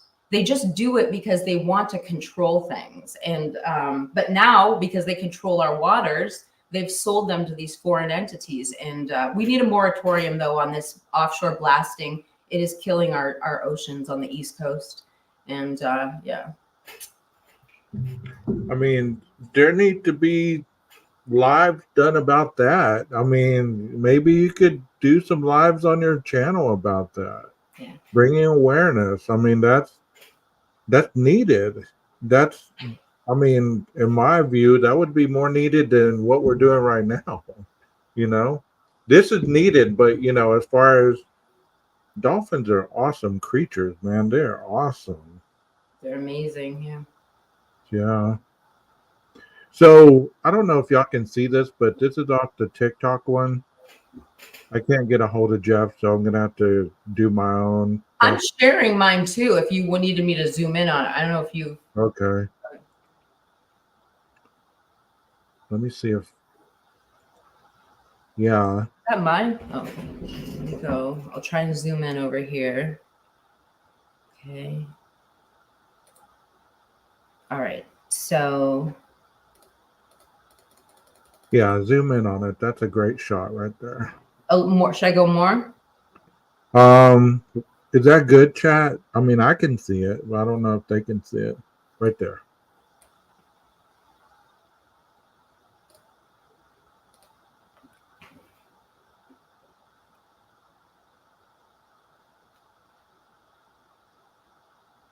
So what have you heard in your chats? Is the general consensus that this is Maddie's jacket? Yes. Okay. General consensus, yes. I haven't really heard much in mine about it. But let me ask the chat right now, because we have two different chat groups going on. Let's I guess if you believe it's Maddie's, type in the name Maddie. If you believe that it's not, type in no. So let's see what the general consensus is. And I want to take this moment to thank you guys for being in the live stream. Swamp Rose and I have worked together before, and we have a good connection as far as information on the IDAHO4. And we try to give the most proficient info that we have, and believe that most of the stuff that we present, kind of like tonight, is research driven. It's not stuff that we made up. It's actually real law. So, we're just trying to get the best information out there to give people education. So we have Maddie, no, Maddie, jury's still out. Oh, So come we've got on. a baby. So we got 3 Come no's. on, Jeremiah. Commit. One way or the other. Look at the grub truck. You will see. Yes, Jojo. And I think it's that white patch that just really resonates with everyone. I wish we had that video. That does stink. The jacket Maddie was wearing was actually Kaylee's jacket. I did not believe it's theirs. Okay. Well, I mean, this is such an interesting topic because I didn't realize it was such a controversial thing until people started commenting on it, and I was like, well, since they're commenting on it, then they must have a belief system that I haven't really looked into. You know what I mean? Is it the tag of in that jacket right there? That tag, that white tag that makes people believe that it is? Or do you see a jacket? I mean, it's hard for me to tell one way or the other, even in the video. Well, I definitely saw a jacket when I thought I did, at least. You know, I could always be corrected and everything. If I remember correctly on the timing of the jacket, when it became a huge thing that people talked about, it was really when we were watching. I don't know. It was like right around the time Drip Drop put out the video talking about what did you tell Adam, and they were showing the videos of them walking back, and we all thought maybe that footage had been altered because we see Maddie do something weird with her leg, like as she's walking, you know, whatever you want to say. I Anyway, remember. it was I remember. those scenes, and we didn't quite have confirmation on the actual driver who got them home. Everything was so up in the air. So I think that maybe the jacket started taking a closer look. Like, okay, let's look at this. Maybe they walked home. Maybe they didn't get dropped off in the driveway. The driver didn't see them go through their door. Could something have happened on the way out? Could they have met up with someone? Did somebody else, you know, were they walking the dog? Did they get jumped? You know, there's all sorts of things. But then again, it always ties into the alternative theories, because if they were just coming home, why would have Maddie gotten out of the car, the driver's car, and just taken off her jacket at the fire hydrant and then walk through the parking lot? And, you know, it doesn't make any sense if Maddie's jacket is there.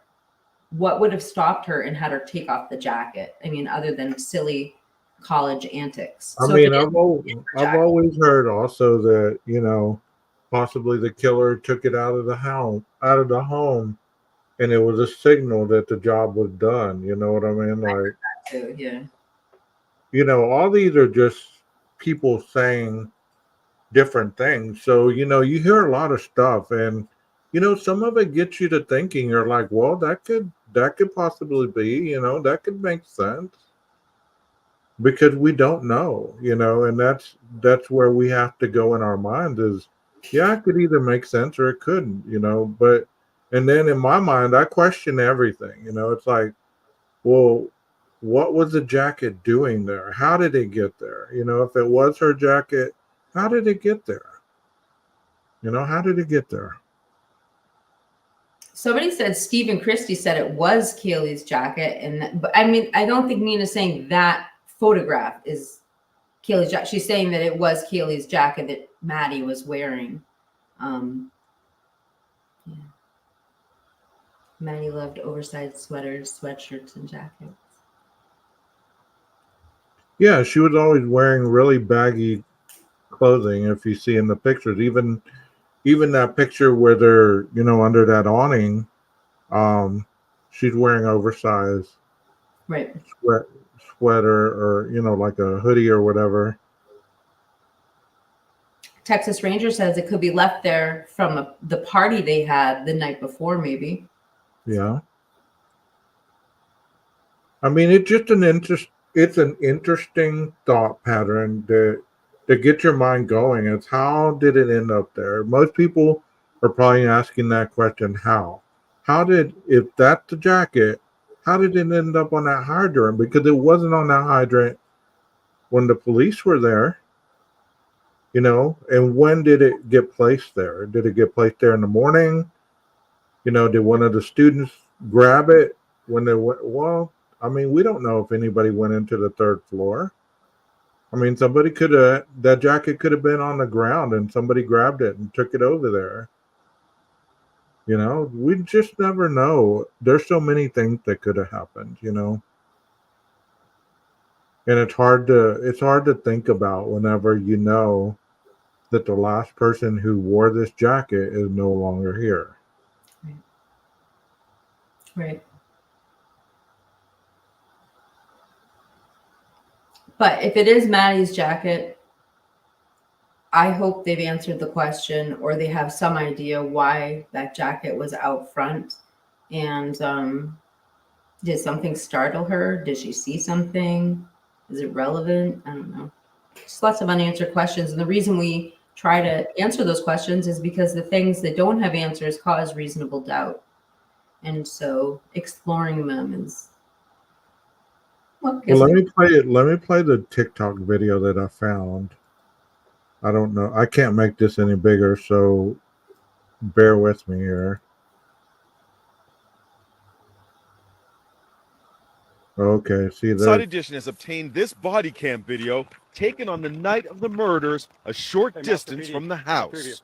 It's one thing to drink in an apartment where no one can see you. It's another thing for us to drive by and see you guys absolutely stumbling down the road. 3 freshmen were cited for underage drinking. Note the time, 3:15 a.m. Police say the murders could have been taking place at that very moment. Okay, that didn't tell much. but I know what video you're talking about, where they pick it up and they move it around. And I think I would kind of like to see that again, just to see if I can get a good look at that patch. And it'd be an easy visual comparison. I think the patch was unique to the jacket. So Okay, I found a YouTube video, so maybe this one. Yeah, this one's kind of zoomed in, so maybe it'll be a little better than what I just showed. I hate that. Whenever you pull up something and it like plays for 30 seconds, you're like, oh, that's not yeah, thank you. it. Well, here we go. Nice. I didn't make this, so let me give her credit. Huda London, Mental Health, and Crime React. So, Huda, if you get a notification that I used your stuff, okay, Jeff is, let me not play this. Let me use Jeff's stuff. Okay. Yeah. Yeah. Jeff, is that all it takes? Yes. It's a personal joke. I really do not like using other creators' stuff. It's just something that just I don't like to do, because you understand. Oh yeah. I have a whole policy on whose I will and won't use. So, yeah. Trial and error. Jeff is on his way, so yeah, I'm not saying that I have anything against that creator. I have a strict policy that I really don't like to use other people's stuff unless I really have to. Jeff is like the person that I use his videos and pictures and all kinds of stuff, so He's got like the IDAHO4 stock footage. yeah, he's the IDAHO4 library, like you go and, hey Jeff, you have this? Yeah, hold on a second, let me pull it up. Yeah, there you go. So yeah, we're waiting on Jeff. He was busy with another thing he was doing. He he takes photographs of guns. He kind of shows the gun demographics, like the person who has them taking pictures of the guns engraves all kinds of stuff in the guns, and then Jeff is taking the pictures to kind of advertise for the gun. And the creator of these gun engraved, he sells the guns for like $30,000 a piece. What? Yeah, Jeff, here's the link.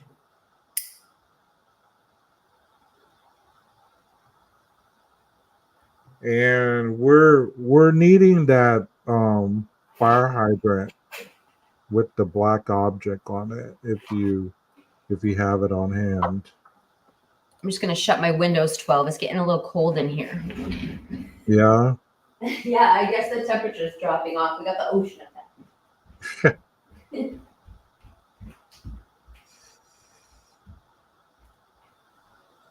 So, Chad, I hope you are enjoying our presentation tonight.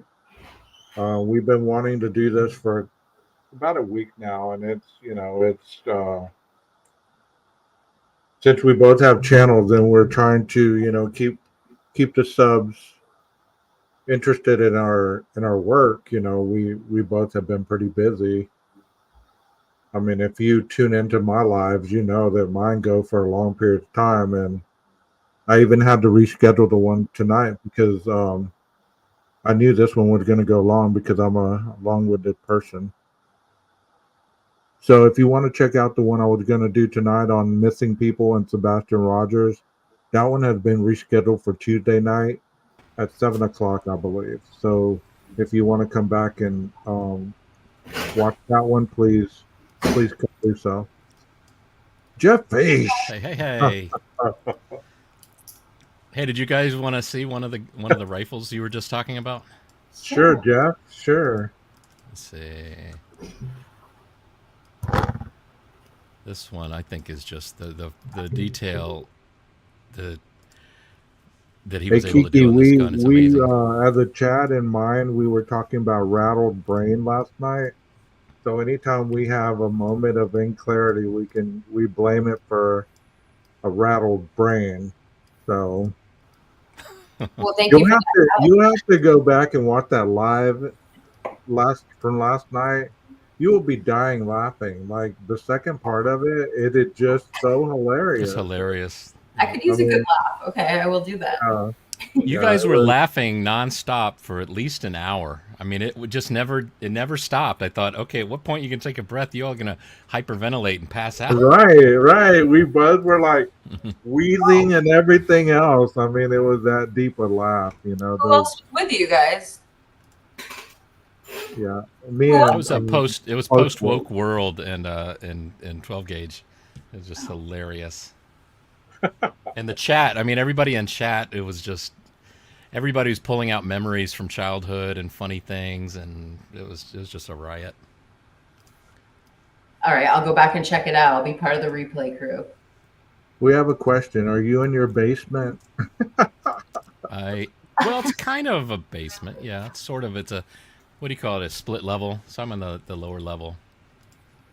This is like the man cave, I guess you could call it. Thank you so much, Jeremiah. Thank you so much. Yeah, she's a hoot. I'm hoping to collaborate with her on a project in the near future. We were talking about since I was talking about the gang stalking, we're gonna kind of go in that direction as far as the mentality of a couple studies that have been done and kind of diagram how all that came to be. She sent me a couple of videos and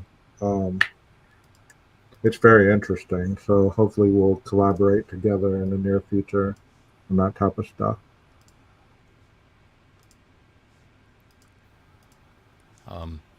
Actually, I was going to don't show. Oh, there it is. There it is. Wait, well, you can show that one. That was that's kind of a rough. That was the first picture I took. But I got to show you the. I pull up just the whole photo album of that gun. I think you'll see. Let me stop for a second. Here we go. It's like he's not everybody's cup of tea. Not everybody's cup of tea, but I've got a nice camera. Oh, so beautiful.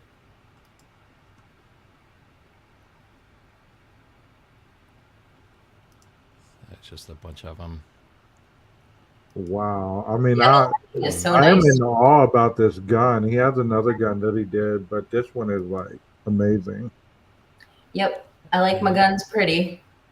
Let's see, can I zoom in? Somebody says, is this a musket? No, it's called a Browning superposed. But look at the duck head on the whatever you call that. Oh wow, look at that. Now Browning makes our 50 cal machine guns right now for our military. That's interesting. I didn't know Browning had a history of making these antique rifles like that. I mean, I just always think of machine guns when I hear Browning, like a 50 cal or something like that. Yeah. I don't know how old the guns are. If I had I to know guess, I know they are used, I think, but yeah. So this is the engraving is done by somebody who's kind of world-renowned gun engraver named Angelo Bee, and if you look real close, I think you can probably see it here. See, there's his. He signs his gun right here. I don't know if you can. Oh, I can go farther. See, he puts a little picture of a bee. So I think just the fact that Wow. it's him who did this, that's what causes the price of this gun to be so high. I think also his wife did. I think the coloring. They were both, engravers and incredible artists. And yeah, my friend just brought me over another gun that is of the same style of this one. It's just a smaller gun, so he wanted me to photograph that one too, so that they're going to try and sell these together as a pair. is the coloring, is that done with paint or is that done with some sort of finish, like a lacquer or something like that? That's a good question. I know he did mention that the pistol is plated in gold, so I don't know if it's the same process and same principle with the flowers. I'll have to ask him that. I'm not sure, to be honest. My main thing was just, light it well, make sure it's. This was one of the first times I've ever done photography where, because a lot of times you want to shoot something like a person and everything else you want soft focus so that they pop out. With this, the goal is to try and get everything in sharp focus, at least within the subject. And so this was like shot. If you're into photography, this is I think it's like an F-18, which maybe was overkill.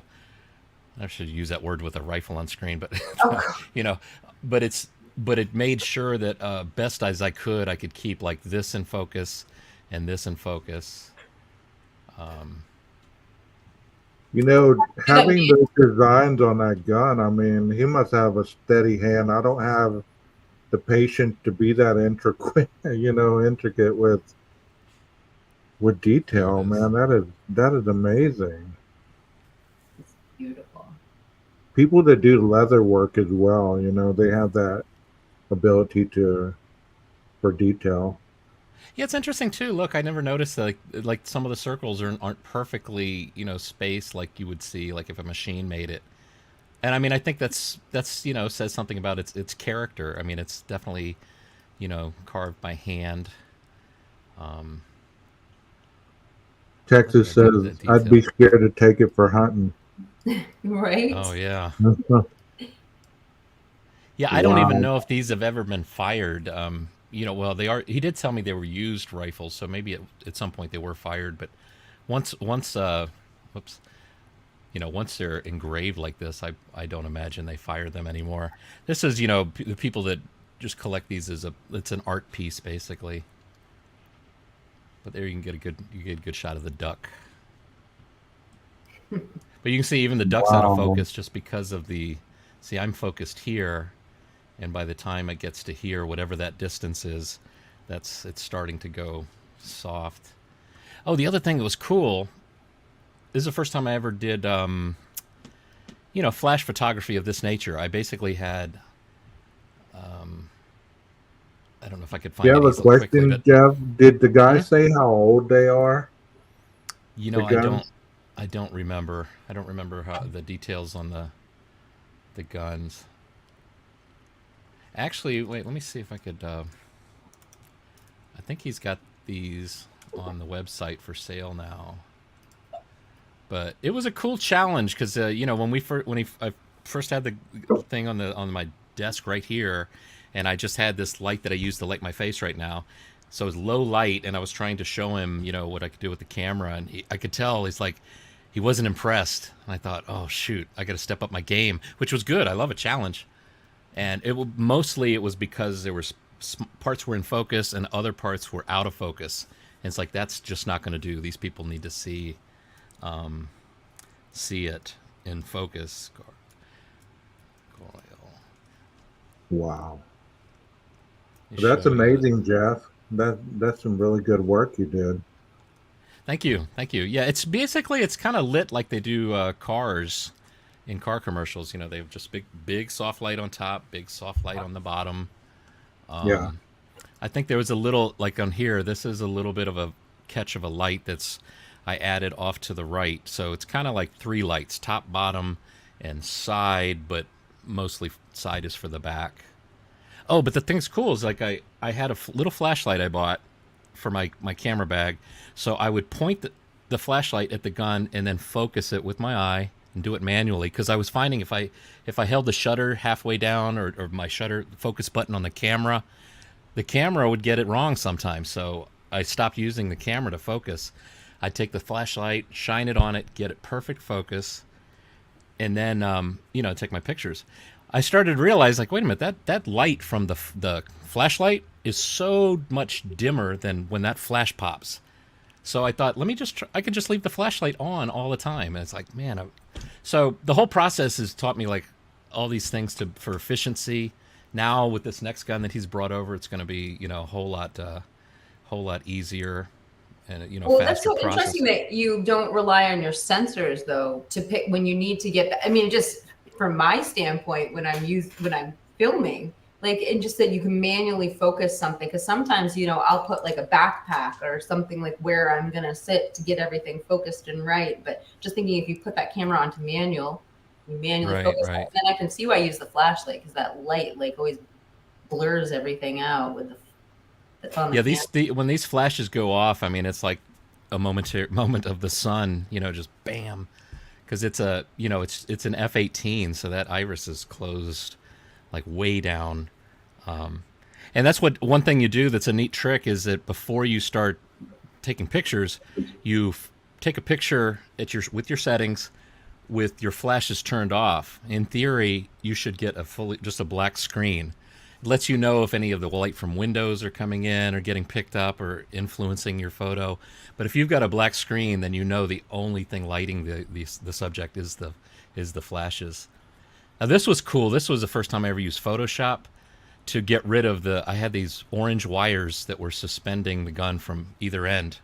And Photoshop has a cool thing called content aware fill. So I just drew a box around the orange cable or string, and then hit content aware fill. It made all this this line of gradation from bright to dark perfectly. It just vanished, and then all I had to do was kind of clean up the area, where where the string was. Oh, I think it was here. It was looped around here. You can still see a little bit of the orange reflection of the string that used to be there. And actually, I don't think anybody looked this close, but this is how it's done. You're taking this see that little, it's almost like a little indentation.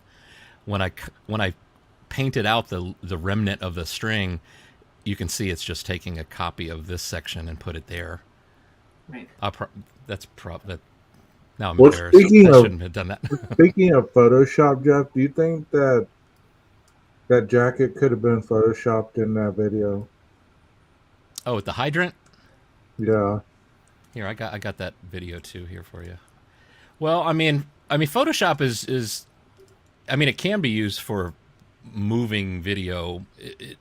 I don't know too many people that use it for that. That's an Adobe After Effects kind of thing. And that would be very difficult to do something like that on this video. But we've looked at this before, at one point I was wondering if this isn't a pair of pants. Yeah, I had some comments on that. And somebody had stated that they would have been really short leg pants.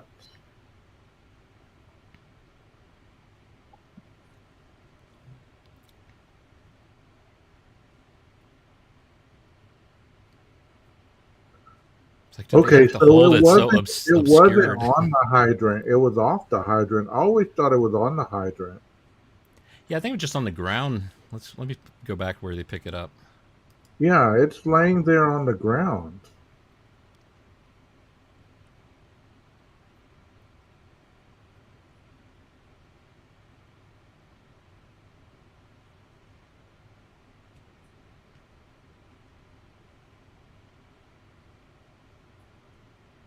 Jeff, do you know who released this video originally? Who made it? Do you know?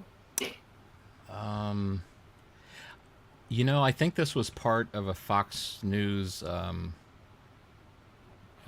article that was on the internet, because there was a bunch of photos, I think, of them, you know, walking through the field over here. I think there's a photo. I think they were, you know, they were just canvassing like the whole area. I mean, I don't know. What do you think? Do you think this is this? I mean, when I look at this, I don't see. It's like, oh, they're the ones responsible, therefore, and they. Oh gosh. I mean, if this was something really nefarious, I think they would like take it with them. You know, not just leave it there. Well, I'm thinking it smelled like.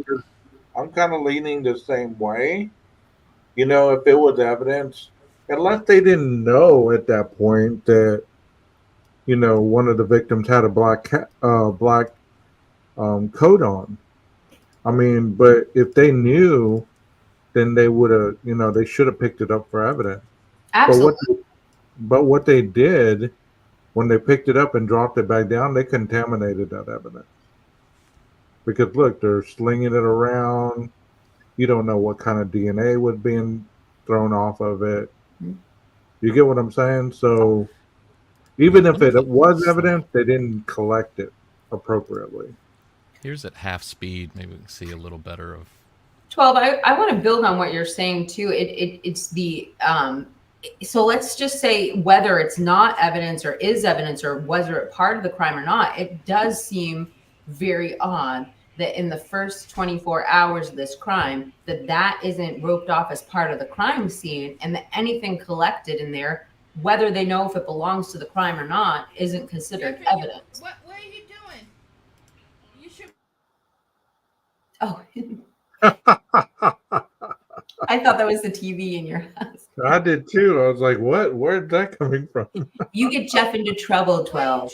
Sorry, guys. That's just the TV in the back. Oh, I thought it was your wife. I was like, 12, you can. No, it's somebody on TV. Is their wife is yelling at them on TV. You've seen this show, right? What? Texas says, watch the left hand. I see 2 straps. Oh, sorry. Let's pay attention. Watch the left hand. He sees 2 straps. Are we going in? Hold on. You're forever preserved yelling at me on YouTube. No. She got the broom. I didn't see, like, I can see why people might have thought that's 2 pant legs, but to me, that's the jacket looped around and the big long arm. That's, you know. Hey, Kim, welcome to the chat.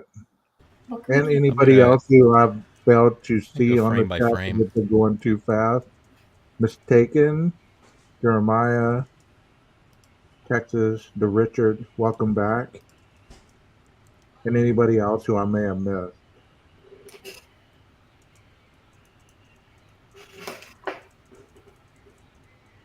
I'm trying to see what this sweatshirt says before I put it on.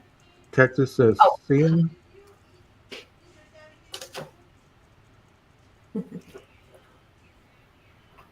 Right there, right there. When do we see? There was some drawstring or something. Apparently, they don't think see, there's a white thing is relevant. See those 2 drawstrings right there, or is it 2 or 1? See the little black. Wait, is there a way to zoom in to this? I don't think I can zoom in. I mean, it's zooming in on my computer screen, but it's not zooming in on the live stream. I mean, we've seen this a million times, but we can, you know, it just hard because of the angle. But see, now, if they would have got like the side angle, we could have seen a better shot.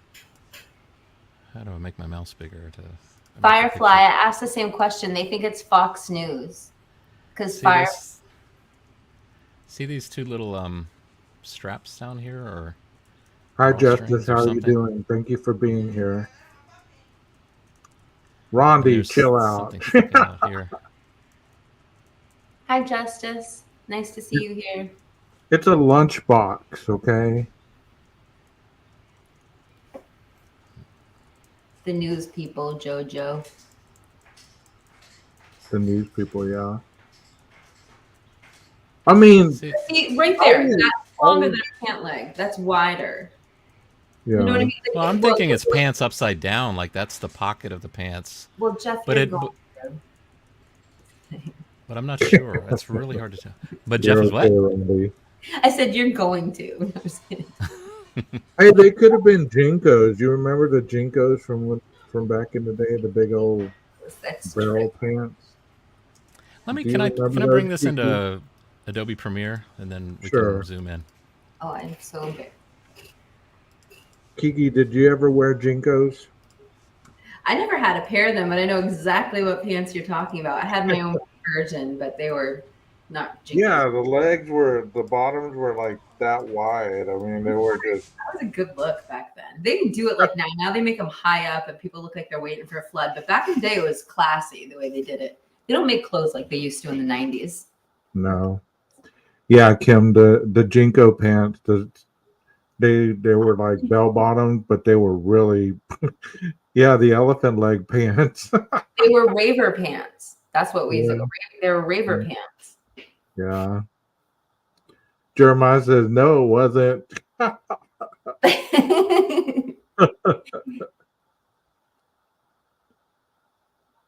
You had a pair when you worked at that's what I'm talking about. The people that worked at Hot Topic were ravers. I remember. They don't have that. Had bell bottom till the 5th grade. Wow. See, this is how it began last night. So it's the whole leg with a bell bottom. That's the right. Yeah. I still think it's a jacket, but that's what I see. I don't know what it was like where you guys were back in the day, but like when they had those back in the raves, they would like break down, like you'd get a flyer and you wouldn't know where the rave was. And then you'd get the place where the location where the rave was. And it was like an old warehouse. And like you had to have the pass to get in. There'd be all these cops on the outskirts. And I'd always be like, oh my God, aren't you guys scared of the cops that are right there? And they're like, don't worry, the cops are paid not to come in. And like then the rave would happen all night. But that's the way it always worked. The promoters wouldn't tell you where the rave was until this, and they'd always pop up. Anyway, it was like that on the East Coast. Yeah, I was in that time. I was in a small area, so there wasn't a lot of raves going on. But I always wanted to go to one. I went to a couple. Okay, I've got this in Adobe Premiere. I think we can. One thing we can do. Let's brighten it up just a little bit.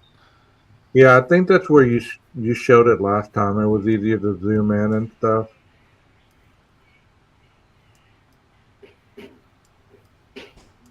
Just brighten it up a bit. I know what you were doing, Kiki. I know. Glow sticks. I used to bleach my hair, so I had big bleach blonde hair, and I remember my outfit. I used to try to dress like Gwen Stefani with like the baggy track pants and the little white beater. That was my look. Or I remember that look one time. So let's just look at this. We had good old-fashioned keg parties. Texas, yes, sir. Rolling.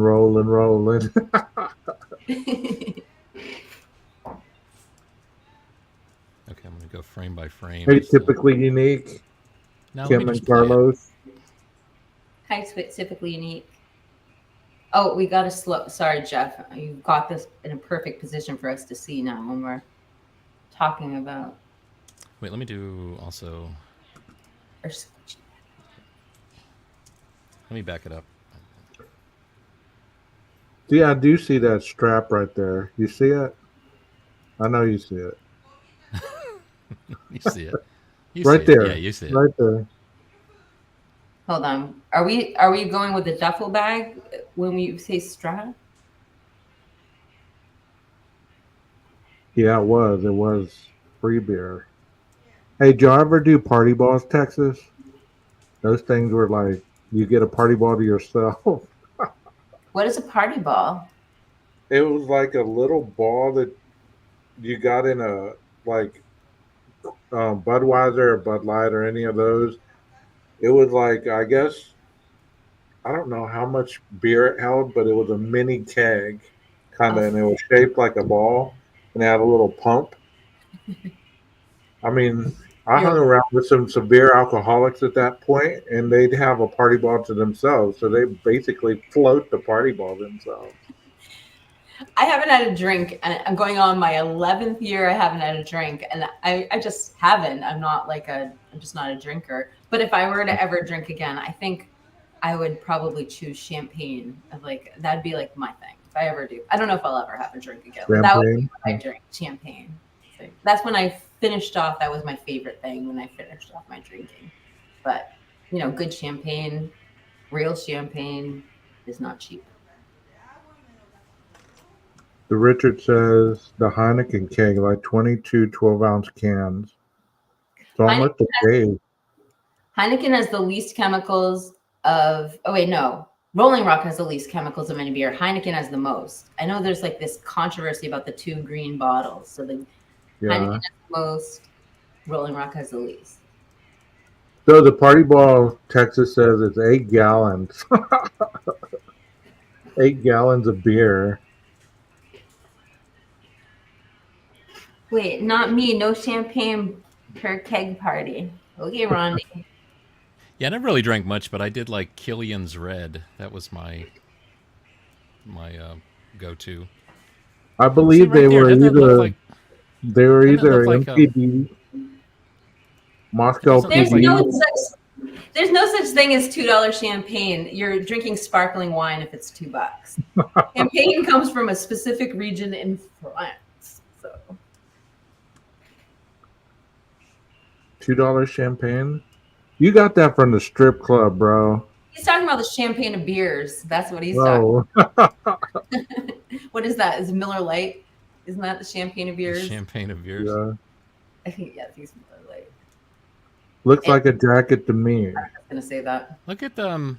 I agree. See that part right there doesn't look like to me it almost looks like this. He's dropping the second leg to meet the first leg. I saw the pocket go open in that. I saw like the jacket pocket literally open I saw that. I don't know if I was Moet. Yes, see, Nina understands. Our little white star. Moet is not Moet. What's the name of it? Dom Perignon. You drinking a glass of Dom Perignon. There's only 4 glasses in the bottle, but you drink one glass and you might as well have drank straight freaking moonshine because it hits you so hard. So little bubbles, they just. The Moet's good. Been sick on Mad Dog too. Oh God. Don't get me started on that. I'm sorry, but I see the zipper. I see the pocket. This is like the best I've ever actually seen it, Jeff. You should put this into a video. I want to show this on my channel. This is great. Jeff, okay, there was a zipper right there. You can just edit the wife yelling at me out of that. No, 12 gauge has got you on live again, doesn't he? I knew it. I leave you alone for 5 minutes and you're on. What's like 12 gauge is on every 20 minutes? Come on, you know. Easy. What'd you say earlier? Eat, sleep, go live. Eat, sleep, go live. That's 12 gauge. You got to get school in there. Work and school too. 12. Yeah. Hey, actually, today I was helping my dad install some insulation at his house, him and my mom's house, and I'm not a carpenter by no means, but I was helping him. That's why I was kind of late, Kiki. I lost track of time. It's a good time of year to do that. Get it taken care of, before the extreme weathers hit. So yeah, your parents have you to do that. I'm going to apply image stabilization to this and see if it takes a lot of the camera wiggle out. Maybe we'll be able to see things a little better, like as it's in motion. I mean, it would have been better if they would have shown it on the other side of the hydrant. The hydrant, like, it keeps a lot of whatever it is out of view,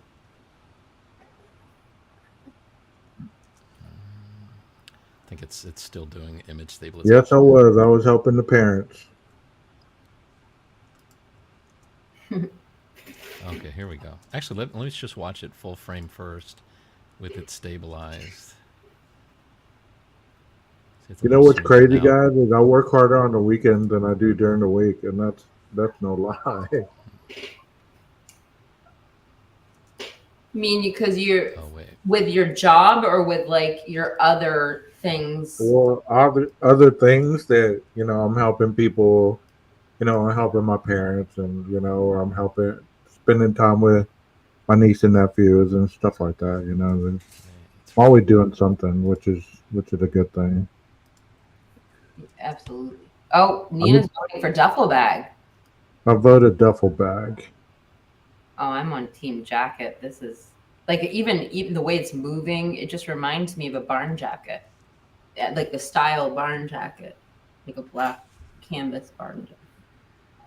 Rondi says nope. Nope what? Or that me? Unless that's the collar and it's tore, maybe why it's lame. That's a good point. Maybe that's not even a full jacket. Maybe it's like that's why it's on the ground because somebody disposed of it. Doesn't that make it sound more like evidence then? And let's just say it's not a jacket. Let's just say it's pants or a duffel bag. I would think a pants or a duffel bag would be even more conspicuous or more like sketchy than a jacket lying because a jacket is a Right. layer. So But you notice this time of year, like all the dumpsters were packed over and full, and there was even stuff on the side of the dumpsters where, this could have been a piece of clothing somebody threw away and it blew over there. You just never know. yeah. Typically Unique keeps asking, she asked us again before, do we know who these officers are? Do you guys have any ideas? I don't have a clue. I could we'd probably figure it out. I mean, I've got some other still photos of definitely the guy that's closest to us. I know I've seen him. Yeah, I think we could figure this out pretty easily. I mean, we know who the players are. This is where I went against what I always do. I always try to keep the video file name. I never change it because it points back to where it might have been, posted on on the internet. But this one I changed, unfortunately, this file. I changed it to LE and jacket at fire hydrant so that I could search and find it. And I basically broke the link to where it came from. Do they have body cams? That's a good question because I'm sure that all this stuff should be captured on body cams. And that, since we're talking about Brady GIglio, I was thinking about that earlier and I forgot to say it. If they have a history of not turning their body cams on, or kind of like in the Banfield video, that's not going to be evidence at all. But, where he puts his hand over the body cam at one point, if that officer has been reprimanded for that or had any kind of complaints on that, and it's been in his file by internal affairs, and he's been found guilty, then he's not going to be able to testify. Then the same thing with any of these other officers that are gathering evidence.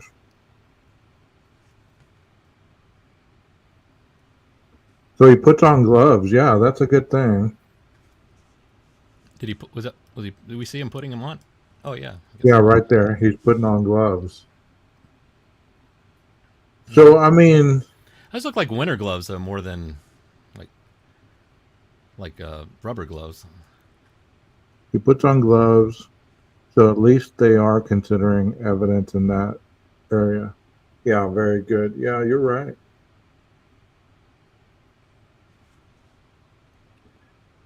I wish there was a way you could move that hydrant out of the picture, so we could still see the background. Come on, Jeff. I mean, you probably use AI. Come on. Use AI to do it, but the computer would be filling it in with what it thinks should be there. That's good enough for some people. But the fact that they threw it down right back where they found it, I mean, that kind of tells you that, either they made a mistake and they should have taken it, or they figured that it wasn't important enough at this point. We could always come back and get it here in a minute. They probably need an evidence bag, though. I mean, it's like we're not seeing the whole video. They're not seeing the whole story. Maybe they turned from there and the news station started filming the house afterwards, and we just don't know, what happened. But the fact that he's putting on gloves means that we're not watching complete disregard of this that we've all been so concerned about before. Looks like you can see him rotating it, can't you? Like, let me go to the beginning. What So is he picks it in the up, front and left it's as hanging. they pull away? He's looking at front and back, and then he's rotating it like counterclockwise. See, now he's checking out, just doing a complete like rotation of it. He did have something in between his hands. He put it in between his legs, it looked like, to hold it while he used both hands. I was going to say something, but I think it looked like he was scratching himself for a moment. But I thought, let me let that go, because I think that's what happened. That's what he was doing. Like, it looks like he put I something. think Like it was just a little man adjustment. See, right there. Oh, no, I think you're right. It's whatever's in his hand. Maybe flashlight or... He's adjusting himself. No, he's not. Let's see if we can figure out what's in his... Back me up. Okay, so he puts his... Looks like he puts his... No! You guys phone in pocket. No. Okay, phone in Glove pocket. in the right hand. He Glove. looks like... Oh, it's his walkie-talkie. It's his walkie-talkie. Okay. Goodness. Yeah. He's got his walkie-talkie in his hand. Yeah, he got something in his left hand, so that's the walkie-talkie, right? Well, it's good to know he wasn't scratching himself. I take that back. I apologize to whoever that officer is. You're the only one who accused him of that. They said play it in full, Jeff. Like start it from the beginning so we can see without that you stopping it. Do I really have an itch? Let me put on my gloves. Hold on. Oh, that's better. Here we go. I'll grab this jacket.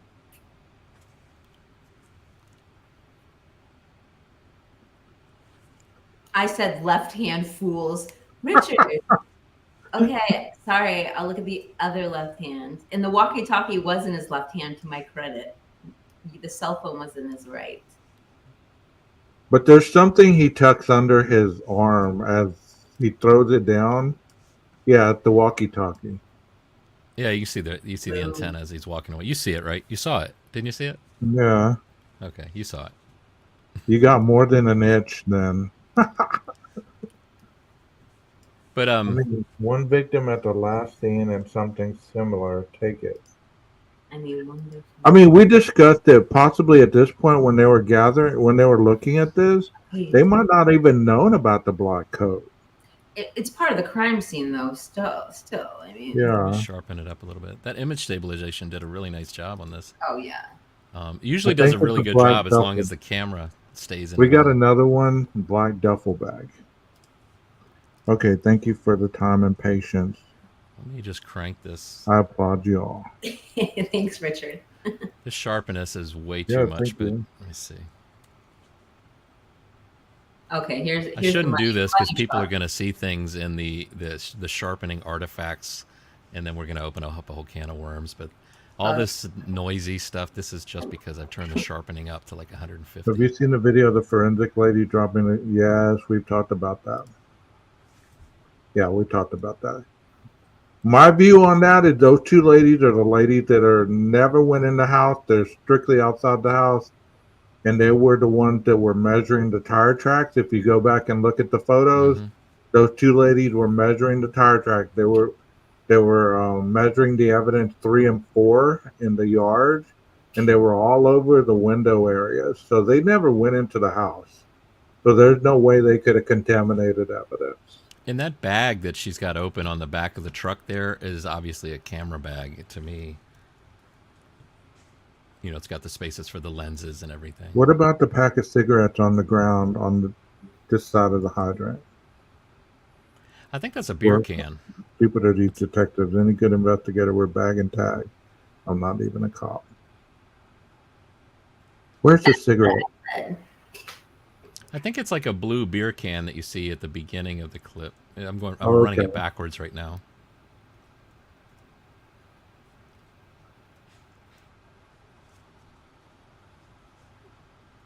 Yeah, that looks like a Let me big zoom in a can. little.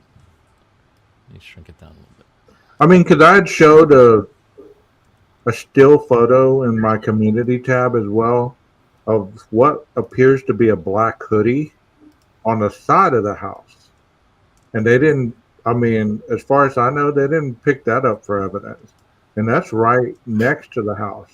And it's a black piece of clothing. So if he was clad in black and they didn't take that for evidence, I don't know whether they are very specific on what they're looking for, or they're just not taking everything that they believe would be part of the crime.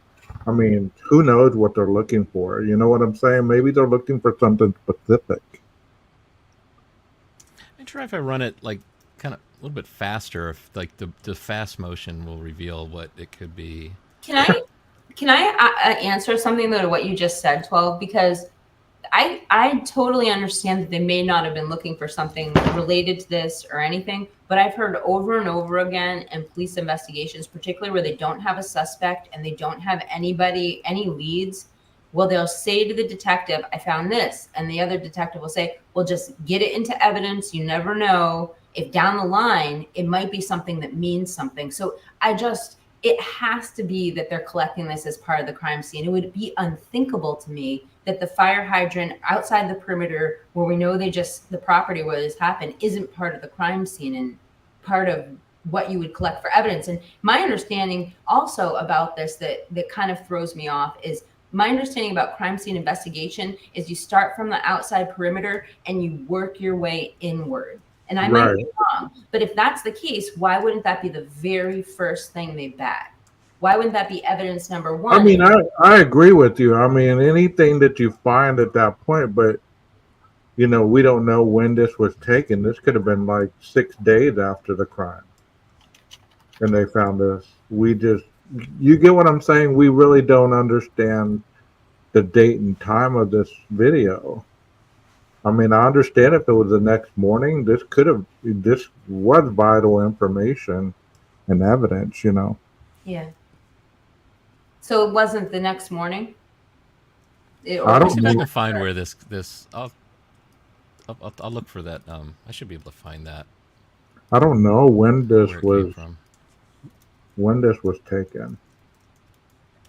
I'm very sorry, first off, mistaken for what you've been through. That's my first comment, but that is an interesting comment that you put. I don't know if you want me to, I guess I'll just read it aloud, but she's saying that, in a double homicide that happened within her family, not all the evidence was collected. And I don't know if that was a mistake in that case, or if you're just saying that's the process. They go for what seems viable to the crime. I don't know. Just see if I just search for YouTube videos like within just a couple days of the crime happening, because I think this was from early on. Oh, well, we're still sorry for your loss, mistaken. Yes, exactly. I didn't see that that you said not all evidence was collected in my family's double homicide that happened. Yeah. Interesting. Did they solve the case? I guess would be a question that we definitely have for you. You know, when all this stuff first came out, in my mind, I was envisioning before I looked at any of these videos, any of these photos, I was thinking that hydrant was in front of the 1122 house and that they had placed that coat on that hydrant right outside the house. And I was like, how brazen is that? You know what I mean? I didn't know it was a block away. So I thought all this was closer together. This wasn't out front of the house? No. It's like it's right on Taylor Avenue, so it's like one whole block over. I didn't know that. Okay. Well, when I take back what I said, because when I was thinking is that this was in front of the 1122 King Road home. But no, I always thought that too, and it's not. It's the fire hydrant in front of the apartments on Taylor. And now I'm actually going back to this. So is this the scene when we look at the Banfield boys that were stopped for the $500 fines? This is that fire hydrant. I think I did know that. Yeah. Guess I wasn't prepared for the segment. Okay, that makes sense. I kind of take back what I said then. That wouldn't have been part of the crime scene. Right. Let me I'm glad there was some justice mistaken. I'm glad you let us know. Thank you. Yes, exactly. And then Nina says that there was a video of them collecting they're swabbing for a piece of blood on the patio. So there was some blood trail outside. Although I go back to that naked man theory, and what Steve G said is there must have been some sort of kill kit. And how was there no blood evidence? Well, he was naked. Yeah, so the house where the murders happened is here. You go down through here. The fire hydrant is like right in this area. Yeah, that's not really part of the crime scene. It's right there. Yeah, there's the fire hydrant right there. Well, that's an important detail. And see that, you know, this is also where I guess was it the officer's light that those 4 people go past right over here? I mean, yeah, they were running towards Sigma Chi. Everybody talks about, you know, they're seeming to me they're going diagonal, although I can't prove that. They're going, you know, they're traveling from the left to the right. They couldn't be coming from this building here. That's when I first saw it. That's what I thought. But maybe Kiki, maybe the same thing is happening with those that are saying that. They think this fire hydrant is right in front of the house, so therefore they would also think this is right in front of the house. So yeah, of course, why these people running in the back of those police officers? What they must have come from the house, right? But maybe they just don't realize. You know, you've got this whole huge building right here that they. Are you talking about the runners, or are you talking about the Banfield boys? The runners. No, the runners. You can barely see like 4 or 5 people running through the light, which I don't know if it's a light. I have a video of that. Like the runners. So the runners, News Nation did clear up, and how they did it was they went up to the 1122 King Road home with a flashlight, and then they came down onto Taylor Ave right there in front of that dumpster, and they showed how small that walk was, because from the map. Right, but what's to say those 4 people came from this building? Why do they have to have come from all the way up here? Through, you know, cut through all the way up the hill, up through the parking lot in front of the house to the murder house. I don't. Well, when I saw that video, I thought that's where they were, up there on top of the hill, running past in front of the 1122 house. But when Brian Enton was talking, those runners, I thought Brian Enton did it. Yeah, when he described it, he said no, they were coming like almost behind him, and he was standing like in between those 2 buildings. They were running in between those 2 buildings, like heading toward the Sigma Chi house.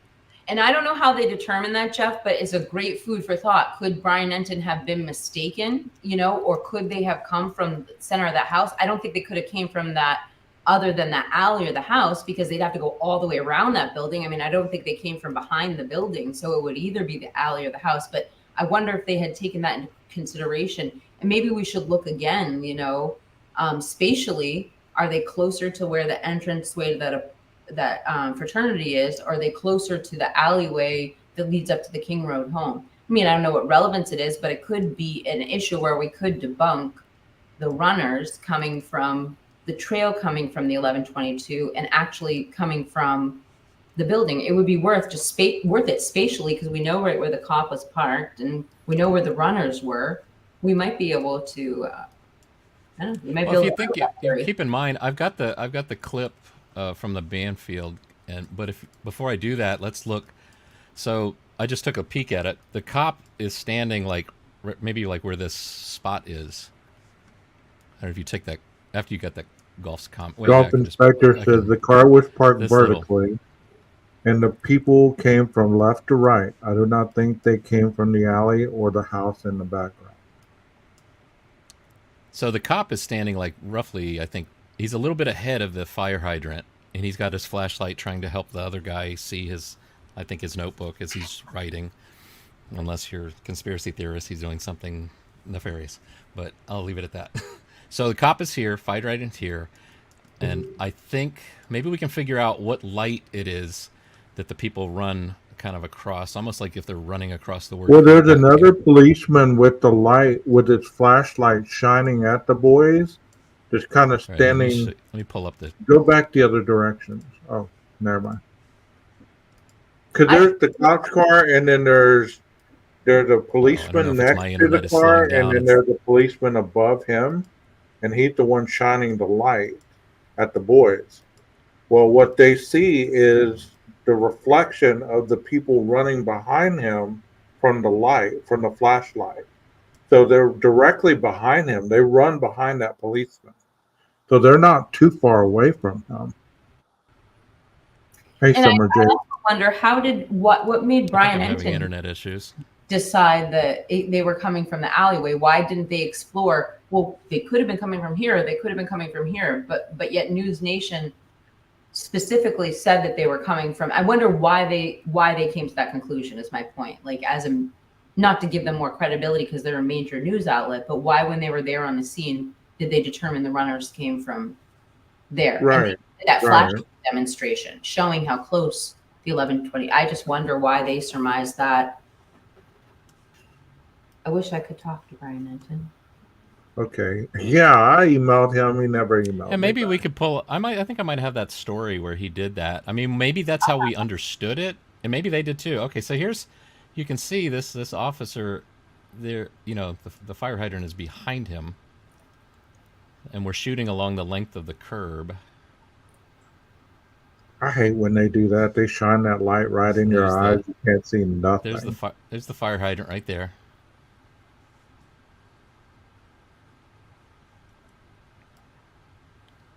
Okay, and the So they're this seeing in light- his light. Yeah. the light that the people running by is this light in the background way back here. Wait, let me see before he turns his light on. Let's see if we can figure out what that light is.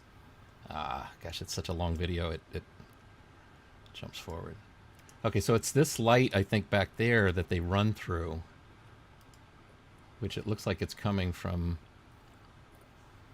Well, I'll keep this playing. I'm going to look at Google Earth and see if I can figure out where that light is.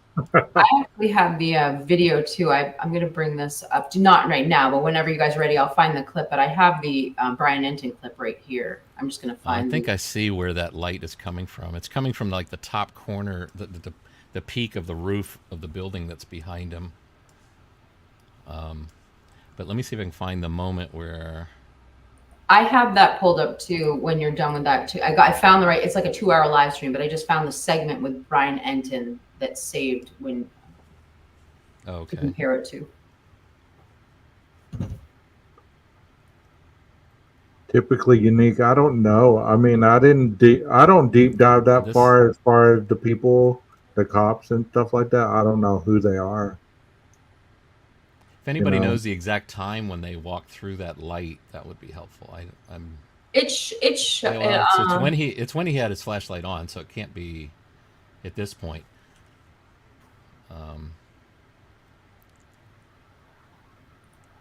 Okay, let me go back. I'm trying to. I know the thing is like most times you see it, it's been zoomed in already, so it's a little hard to see when it's full frame like this. But I know I found it before looking at it like this. It's just.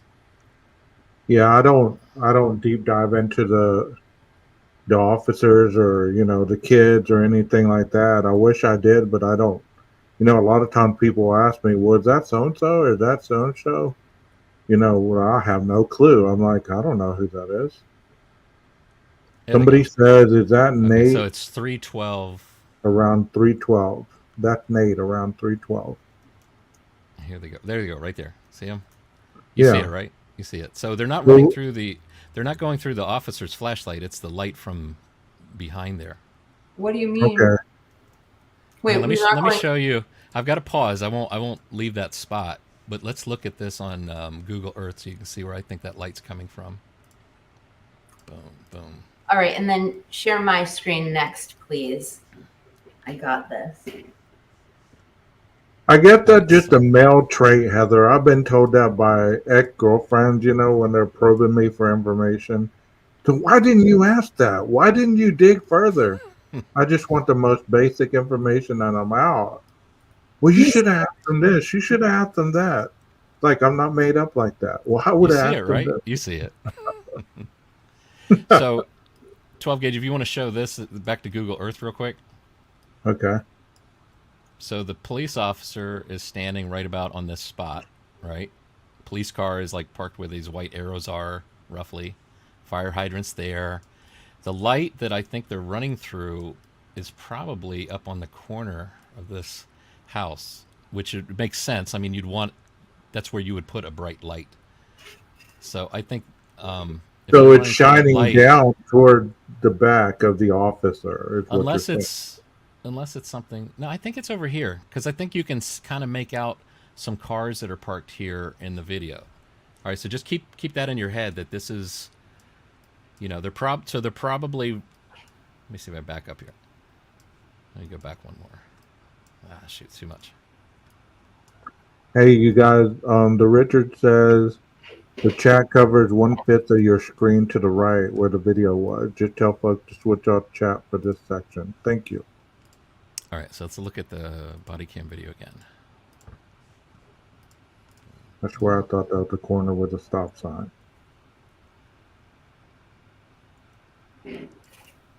Okay, so the body cam video is ready there. Heather said it's the light by the first door. Okay, go ahead. So body cam video is ready there, 12 gauge if you want. All right. All right, so there they go. There they go running through. Or walking. Hard to tell. I don't know. Boom, boom. There they go. How many heads do you see? I think I see at least 4 go through that light. 1, Let's see. 1, 2, 3, 4. 2, 3, 4. Yeah. So they're heading toward Sigma Chi, though. They're back there. They're walking back there toward that dumpster. Because that dumpster is in that area. Yeah, that is the first door because that first door I think has a camera. I'm not sure. Just making it up. I'm making it up. I'm trying to be funny. All right, I'm gonna bring it into Adobe Premiere so we can you zoom in? Yeah, in Adobe Premiere I can. So it was what 312. The chat says 5 people in their opinion that there was 5 in that. Let me show Kiki's. Maybe she has it zoomed in. Yeah, let me play it.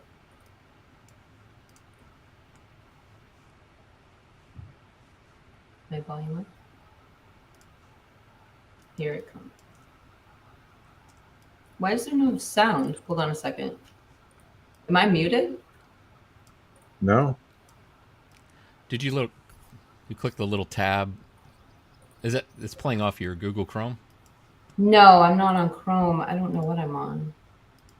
Hold on, let me press. I think it has to be on Chrome to get audio from one of the tabs, I think. 4, almost as though they're walking in single file. Out at night at 3 o'clock in the morning, actually closer to 3:12 in the morning. And as you watch those 4 figures, remember, police say the murders happened between 3 and 4 in the morning. Did those people see something? Who are they? Have police tracked them down, asked them any questions, ruled them out? And again, if they're ruled out, did they see something as they were on foot, walking just steps away from where the murders happened? We do not have the answers to this, any of it. But as usual, our senior national correspondent, Brian Enton, is live on the case. And tonight he is standing in that exact location, right where that body cam action not yet.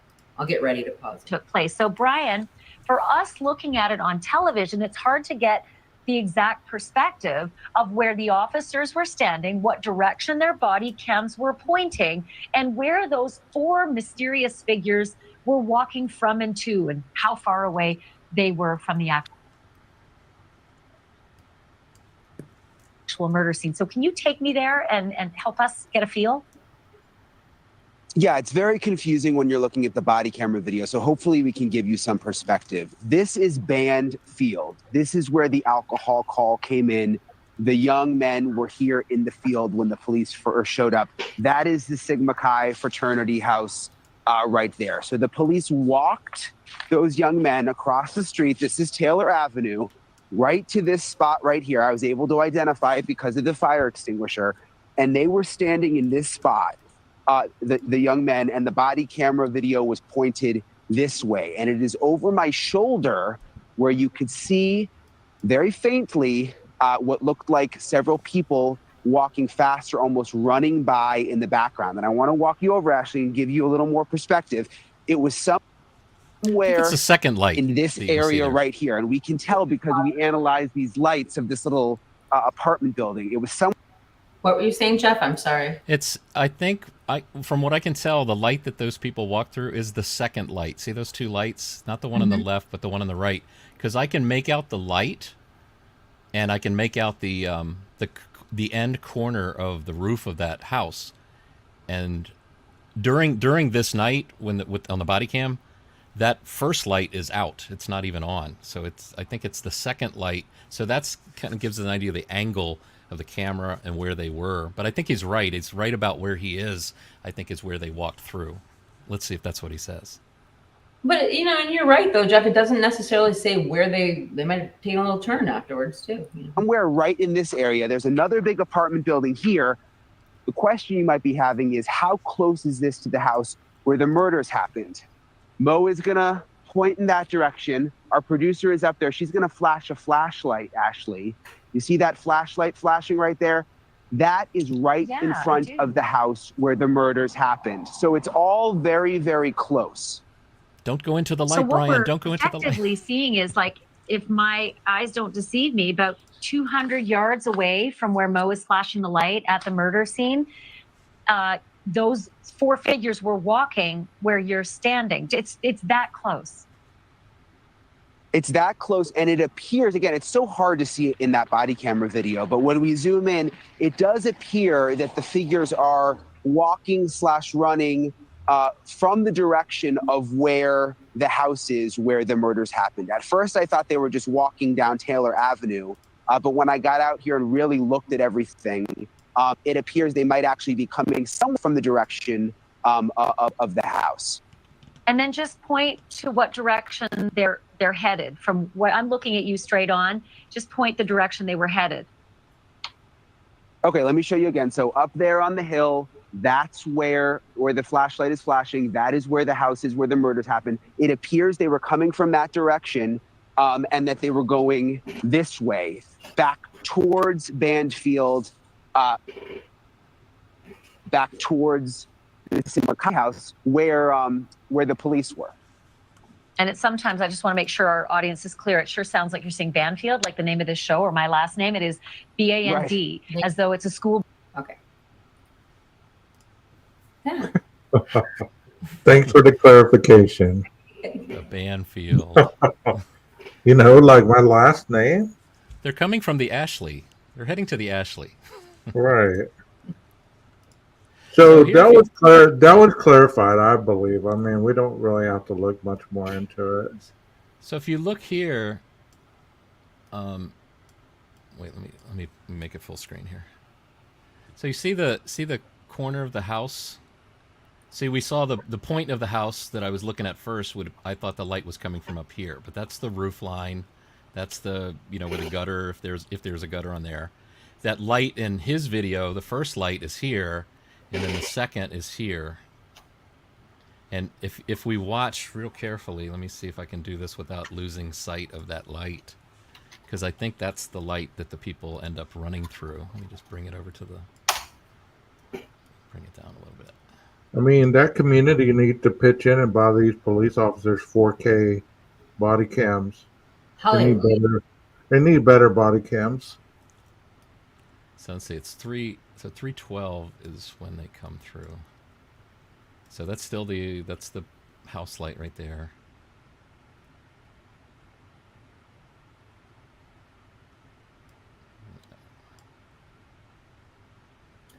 Jojo B, who's got it all on video? And once they come through there, maybe I can mess with the brightness and contrast and see if we can do anything to improve it. But I don't. She was talking about another creator be that able caught to. the whole murders on camera, and people don't believe him.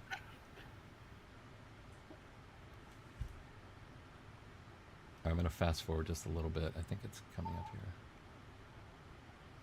here. Well, while Jeff is doing There they that, go. while Right there. Jeff is doing that, I believe that all this stuff that we've talked about tonight has been really relevant to a lot of the things that have been questioned. Even though you've seen all this footage and you've seen photos and you've seen all kinds of stuff. It's always interesting to see a fresh perspective because, like I've always said, if you witness a auto accident or something, and then go and ask 4 people who witnessed it what they saw, those 4 people are going to see completely different variations of the accident. And it's sad that we don't have a lot clearer video footage. We probably would have been able to see a lot more had it been clearer, Yeah. Back it up just a little bit. It looks like I'm counting still 4 people. Cassidy says that's a jacket 100%. I agree, Cassidy. LA may know who that was since they knew they got him on video. Absolutely. That's another thing. We aren't shown what all. Man, that is a lot of people. We you get a haven't sense been. of their legs right here too. I think they're walking. See, it doesn't seem like running. It seems like They're walking right almost behind the officer. Yeah. Good Lord, See, I thought they were back further than that. That's a great shot. They set a keyframe there. Oops. I always thought it was further back.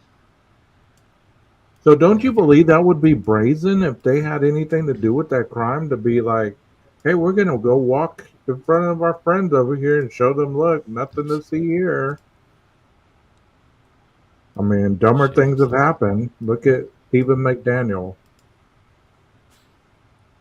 Oh, I thought you were talking about the guy that in Dumb and Dumber when you said dumb. No. Wait, what have I done? Let me back out of that. It's just tragic that there was police right there. Yeah, you're right. I mean, well said. Well said, 12. In a neighborhood where they're trying so hard to protect the peace and serve the community, within just a stone's throw, this horrific crime is happening on such an active night, on such a populated time during the campus. It's tragedy that there was nobody there to hear the cries for help, or even there to know something went wrong. Yes, I'm doing a terrible job, but I'm trying to show you where, in relation to the officer and where they are. All right, so now that's, more full shot. That's zoomed into the light where they walk through. Well, I mean, if we're going to look at that as well, Richard, think of, the police, all the police that were close to Kohberger's apartment as well. They were investigating that DUI accident, and he was right there as well. So both of these areas were saturated with police, and they were none the wiser. It just shows that sometimes things can get out of you just aren't going to catch everything, no matter how vigilant you are or how close to the crime you are. And I thought that's interesting, because when you were starting to say that, the thought that was coming to my head is you just got done with that statement about, okay, guys, how brazen it would be for someone to run by the police if they committed this crime, but then just flipping the script. And again, this isn't saying anybody's guilty or not guilty. I know we're waiting for the trial, but how brazen would it be if there were cops out front of your house to get in your car and decide you're going to drive by all of those people's body cam and all of those police cars with their footage and go commit a quadruple homicide? That'd be pretty brazen too. I mean, just in the brazen category, just bringing that up, psychologically, somebody if did something brazen in front of the police that were like surrounding, I mean, it just, I don't know. Like, I never thought, people wanted to be caught, but there's been so many instances with killers who do all kinds of stuff to be caught. Like they're messing with the police to say, catch me if you can. Could that be some resemblance of a conscience, knowing that they can't overcome their flesh, that they do something to get caught? It's the arrogance. It's almost like I'm smarter than you. You're never going to catch me. Oh, yeah, like the hubris, right? Yeah. Overwhelming pride. Like the Zodiac killer, he would never caught.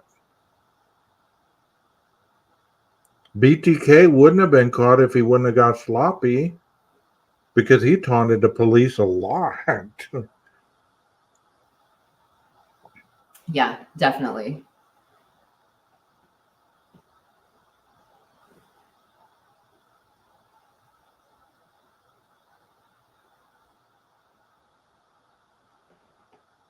Jeff, what are you trying to show here?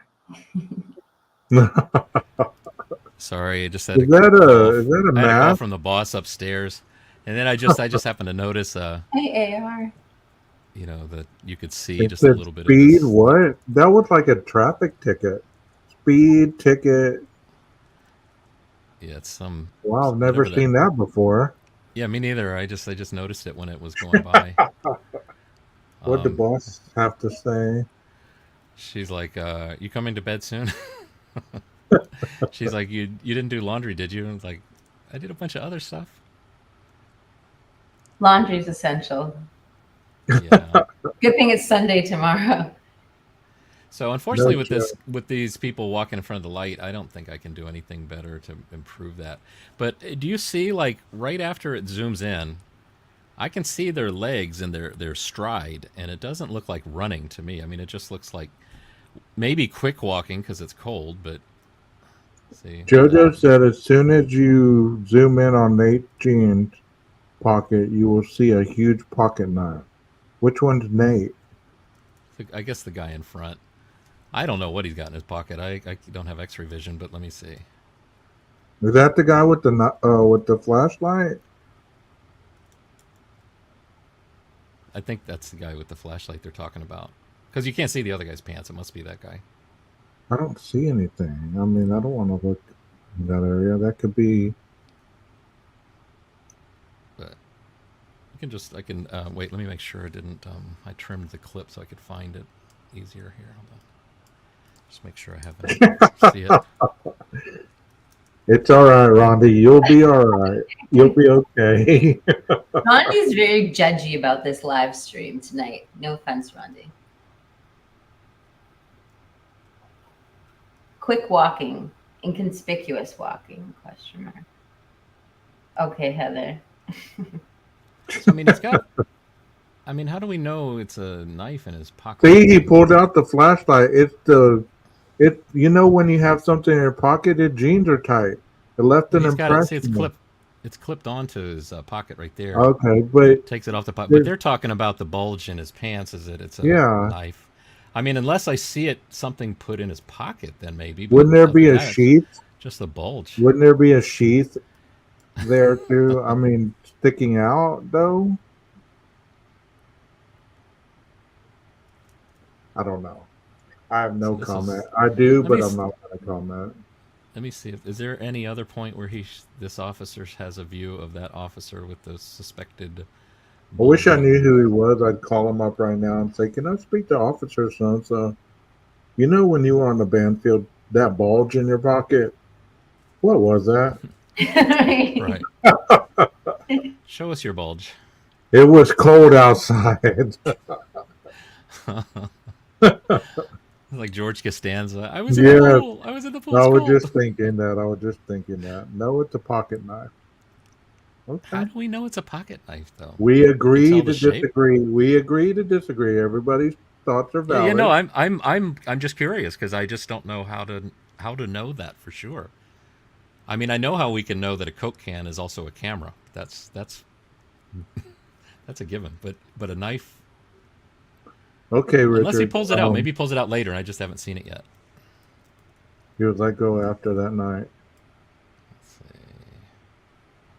He You are sits in the car naming for a the long time. policemen's names. I don't know which one's which. You see it, right? Okay, here's. Hmm. So he's walking across. Heather, you're trying to be a little troublemaker tonight.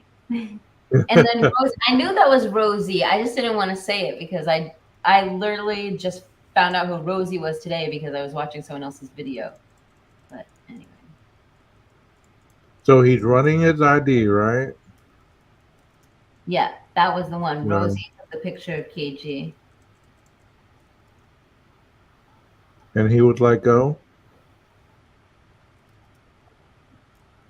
No, Why I'm not gonna do it. would not be interviewed by any of us. No, I'm not gonna do it.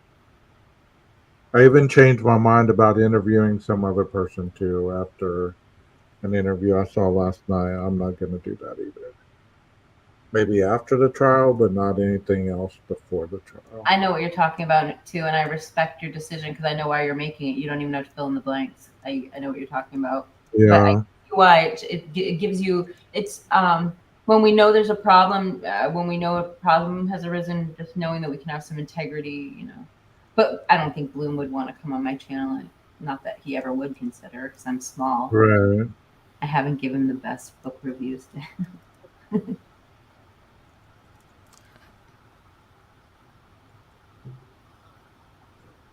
Okay, so I haven't. I'm kind of done watching this. I mean, I'm cool with turning it off. All right. Well, let me fast forward and see. I'll just run this fast. See if at any point does he. It looks like a in his pocket. pipe. I mean, it could be. I don't know. It could be car anything. keys. I mean, I don't. You know. It could he's be holding anything. he's holding the hand. He's holding the flashlight with his left hand.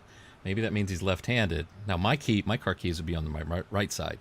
But if he's holding, I guess the reason they say it's a knife is because I mean, you see like an indentation of a curled thing right there, and I guess that's where they're seeing the knife, whatever. Right.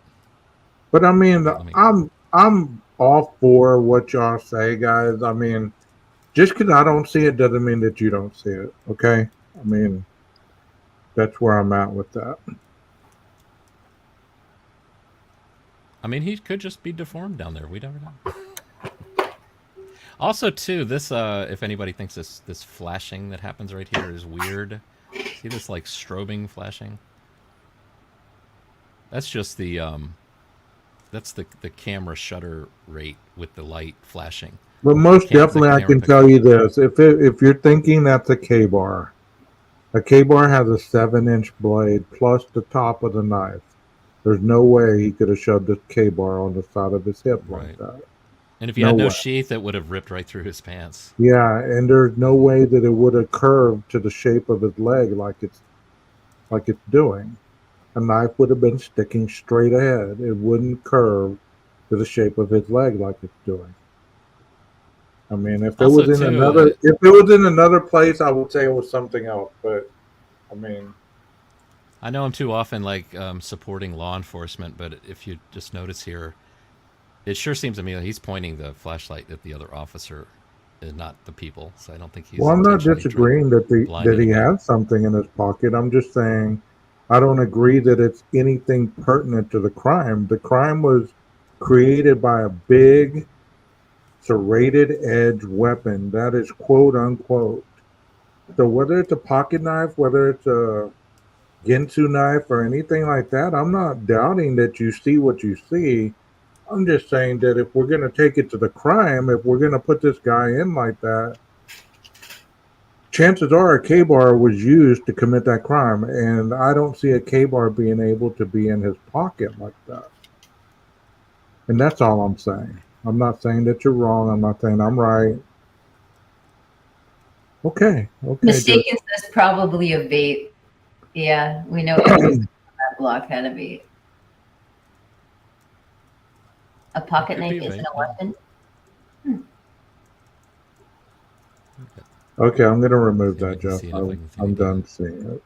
Okay. I'll tell you if I see anything, if he takes anything out of his Okay, pocket, but thank you. so far I don't see anything. Yeah, we're good with that. I mean, you guys, I challenge you to do this, and this is just a friendly challenge. I challenge you guys to go look in the video and to challenge your analytical mind and say, what are the most obvious things this could be? Not what could this be to potentially place him as the perp or at the crime scene or this or that and the other. Just ask yourself logically, if I was in this place, what would I have in my pocket? What would be going on in my pocket? The same thing with the black garment right there by the fire hydrant. You ask yourself, instead of looking for it as the fit as a piece, look at as the most logical explanation. What could be the most logical explanation? Occam's razor. Yes. And that's how crimes are investigated, with that mindset. They're not trying to look for evidence to point guilt or innocence. They're looking for the most viable option. Could this have been possibly something that was used in the commission of this crime? So if you see a bed sheet that has a tear in it with some red blood on it, would you say possibly that could have been in the crime scene? Yes or no? Yes. Yes. But if you see leaves on the floor in the kitchen, could that have been brought in by the killer, or could that have blown in when the slider was open? You have to use your mind to not put pieces towards solving something that you don't have the full variation of understanding all the pieces involved. That's all I'm saying. I mean, that's 12 gauge, all. is there any question about that officer pointing the flashlight at the young guys or the cop? Does anybody have any thoughts on that? Because I think I can prove exactly from his body cam where he's pointing that light, but maybe it's not an issue at all. I mean, I thought I heard something. it could be an issue, just like I was saying that policeman that covered his body cam when they were on the band field earlier on, and then he uncovered it, and then the truck drove by, and then he did the same thing, and then a white car goes by again. Yeah, it's unfortunate he's got his body cam and the jacket is outside. See, because you can see, I'm looking at a still frame. You can see the zipper of the jacket. So unfortunately, sometimes the jacket does come in front of the camera. I mean, but just take a look at this for 2 seconds, because I think you can see for sure where that light is hitting. You're killing me, Smalls. Here we go. Watch. Lights on. Boom. He's lighting the officer's notebook and belly. You know, it's not anything that's you know, on the kids and trying to blind them and being an evil law enforcement. I mean, I've had policemen shine those bright ass lights right in your face on purpose. You know, they don't want you to move. They don't want, you know, I've had some bad experiences with police, but I still trust them. I still rely on them. You know, I'm in the law enforcement arena, so. Right. Yeah, no, there's bad apples everywhere. I think if I, you know, but if, you know. I have a question after seeing this, though, and you guys could probably, you two or the chat could answer this for me. How come it was so important for the police to stop these Banfield boys, but when they see a group of people moving right by them, why didn't they stop them if they're just indiscriminately stopping people and seeing what their sobriety level is and if they're underage? Why was it important to stop these ones and not the ones that were walking by in a group before? Like, because we saw them not just stop these guys. Or wait a second, I take that back. They did stop the runners, didn't they? Great question. I don't think it was the people that ran by the light. I don't think they stopped the people that ran by the light. I think they just... No, she was asking how come they didn't stop them and they stopped these three. I'm thinking of different runners. That's what it is. Is that initially when they went to go pick These guys, they ran and stopped them in the Banfield. They didn't stop those other runners. And in fact, we didn't even know about them until somebody on 4chan, I think, saw them. So the cops, if they were that close, they obviously themselves, if they were shining light that direction, they knew they were there. They didn't sneak by. And if they weren't running, that was happening behind them as they were dealing with this situation. But the body cam caught it facing them, right? Yeah.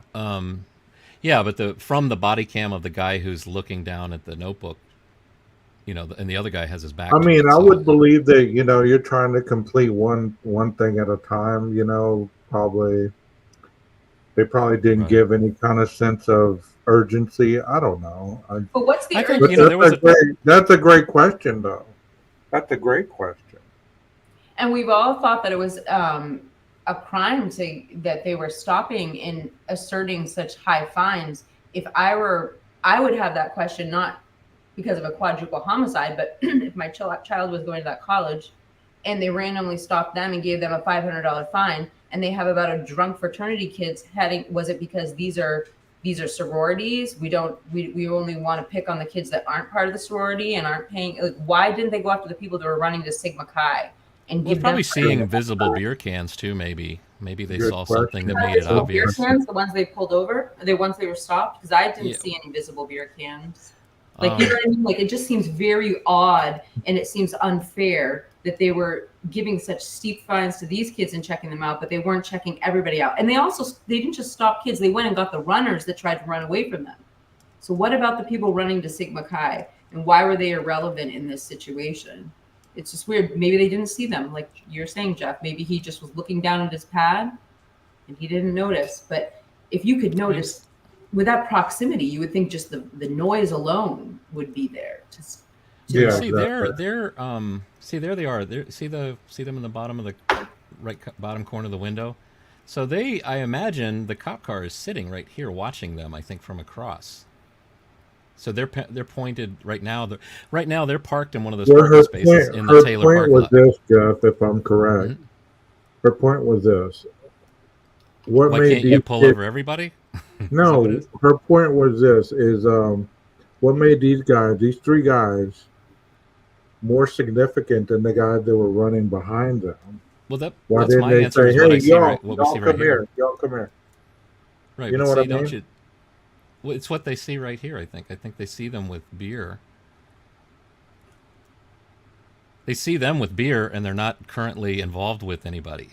But now when those other people walk by, they're involved with these, 2 cops and four people that they're dealing with. That's not a bad I think we're ratio. talking about 3 groups of people, though, if I'm not mistaken, because there's the first initial stop, the cops were talking to someone. Then they saw people running away, and they went after the people running away from them, and those are the people that initially were running from that they're talking to right now. They had them come back.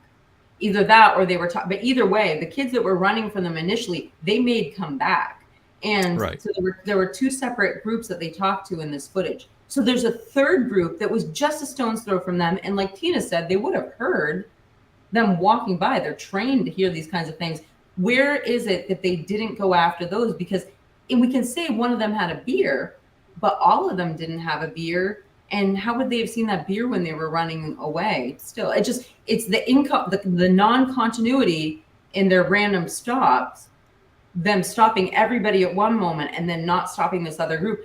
And again, it might mean nothing, but I can totally see where it's not a conspiracy to stop and say, wait a second, not only is it unfair to target kids that aren't part of a fraternity with $500 fines, but there are some things that come up. And then if you, on top of it all, if you have so much mystery and so much controversy surrounding a certain crime, like, it just adds to it when you're asking these questions. I don't know. That's definitely where I'm at. I know the cops, they split up. I mean, in the beginning right here, you see on the clip, they're both in the car. These guys are going across the field.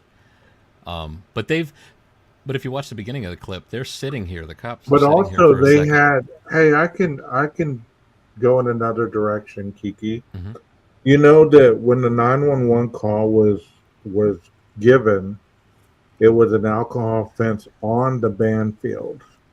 So possibly that's why they focused on the Banfield rather than focusing on anything else was the 911 call. So these weren't safety stops. These weren't random safety stops. They were looking for one particular. They were responding to. Well, they got a 911 call of an alcohol offense on the band field, and that's why they were saying, "Hey, you, come here." I believe that's the reason. I could be mistaken. That would make I've got sense. the But clip now with audio if you need it. They were specifically investigating something that was called in as an emergency. So I guess they were trying to figure it all out. I don't know. I could be wrong. This one I think should have audio. Well, Heather, yeah, I don't know. But you can see, look how long they're sitting here. They're sitting here parked for. What's the counter? Oh. They did get a 911 call on the band field. It's been, I mean, I've seen reports of it. There's been creators that have shown that report. I mean, What is? I'm trying to figure out what I'm seeing right here in the foreground. Is there a car moving just slowly? Or is that people walking by right in front of them? See that? Or is that a car, the top portion of a car pulling out? It's going awful smooth. I think it's a car. But they're parked. They're parked in the parking lot, you know, that was in the background by the fire hydrant. Taylor building to their right. And I think they're just watching. They're basically looking at the fire hydrant. I could be wrong, but my thinking at this point is I'm getting tired and I don't see any relevance to any of this because none of this is in the crime scene. So that's my thinking. And I don't want to say anything hateful or anything that's going to aggravate anybody because I'm getting tired. And, you know, honestly, this has no relevance to the crime scene at this point because they didn't even know a crime was being occurred at this time. So this is before the crime. Based on the PCA, it occurred from 4 to 428. This is 254. So they had no idea that anything was going on regarding this quadruple homicide. So we can say what we want about this Banfield footage, and all it is Banfield footage. That is it. So that's my take on it. Y'all could say I'm wrong. You know, you could say I'm wrong, but you know that's my take on it. Nobody can say any of us are wrong. Nobody knows. You know? Right. I mean, I'm not trying to be confrontational. I'm just getting tired mentally. You know, I've seen this footage a million times. And yeah, have you ever seen videos where they compare like a driver that's drunk to a driver that's really tired? And like, I can't remember what the verdict or consensus was on it, but it was like, if they're not very similar, it's like, you know, it's, well, I'll just say it's at least very similar. I mean, being tired can be rough.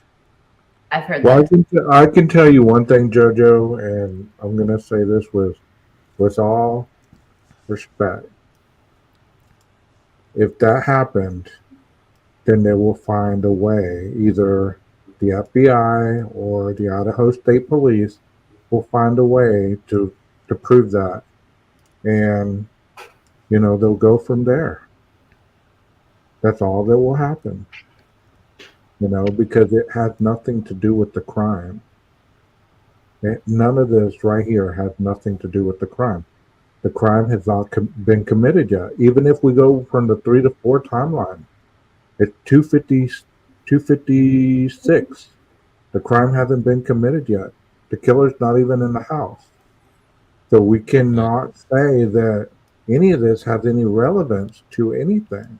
But some believe, you know, that the crime has happened at an earlier time. But I can't quite make that work if Xana is posting a TikTok comment to a friend's TikTok at 4:12. I don't know how that happens. I mean, some people will say, oh, well, maybe the killer took her phone and somehow knew to type the words that her old friend would know, that only the two of them would know something from their childhood. Right. Be like, you know, what's the I mean, that would mean that the killer was like, before it's like, hey, tell me something about you and this other person that's just posted on TikTok. Send me something from your childhood.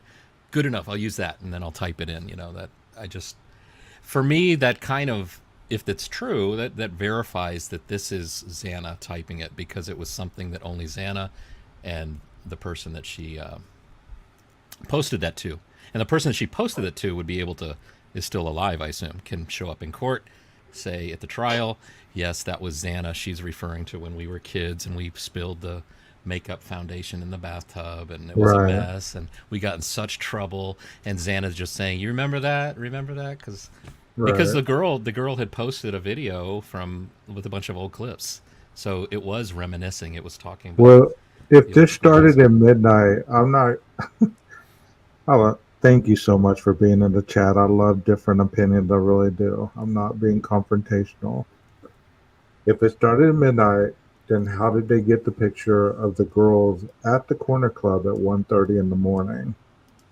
And how did they get the video of the girls at the grub truck at a later time and they're seen being picked up? So that, it just doesn't hold water in my eyes, but it could make sense for you, and that's all that matters. That's all that matters. But I'm very thankful that everybody stayed around this long. I know it's a live that's a long one, as you come to expect from my lives. They're very long. Never intended, it just happens. But thank you so much. My wife hates you for that. What? My wife hates you for that your live is long. Don't get Jeff in trouble, 12. We need him in our live streams. Now we got proof. Jeff.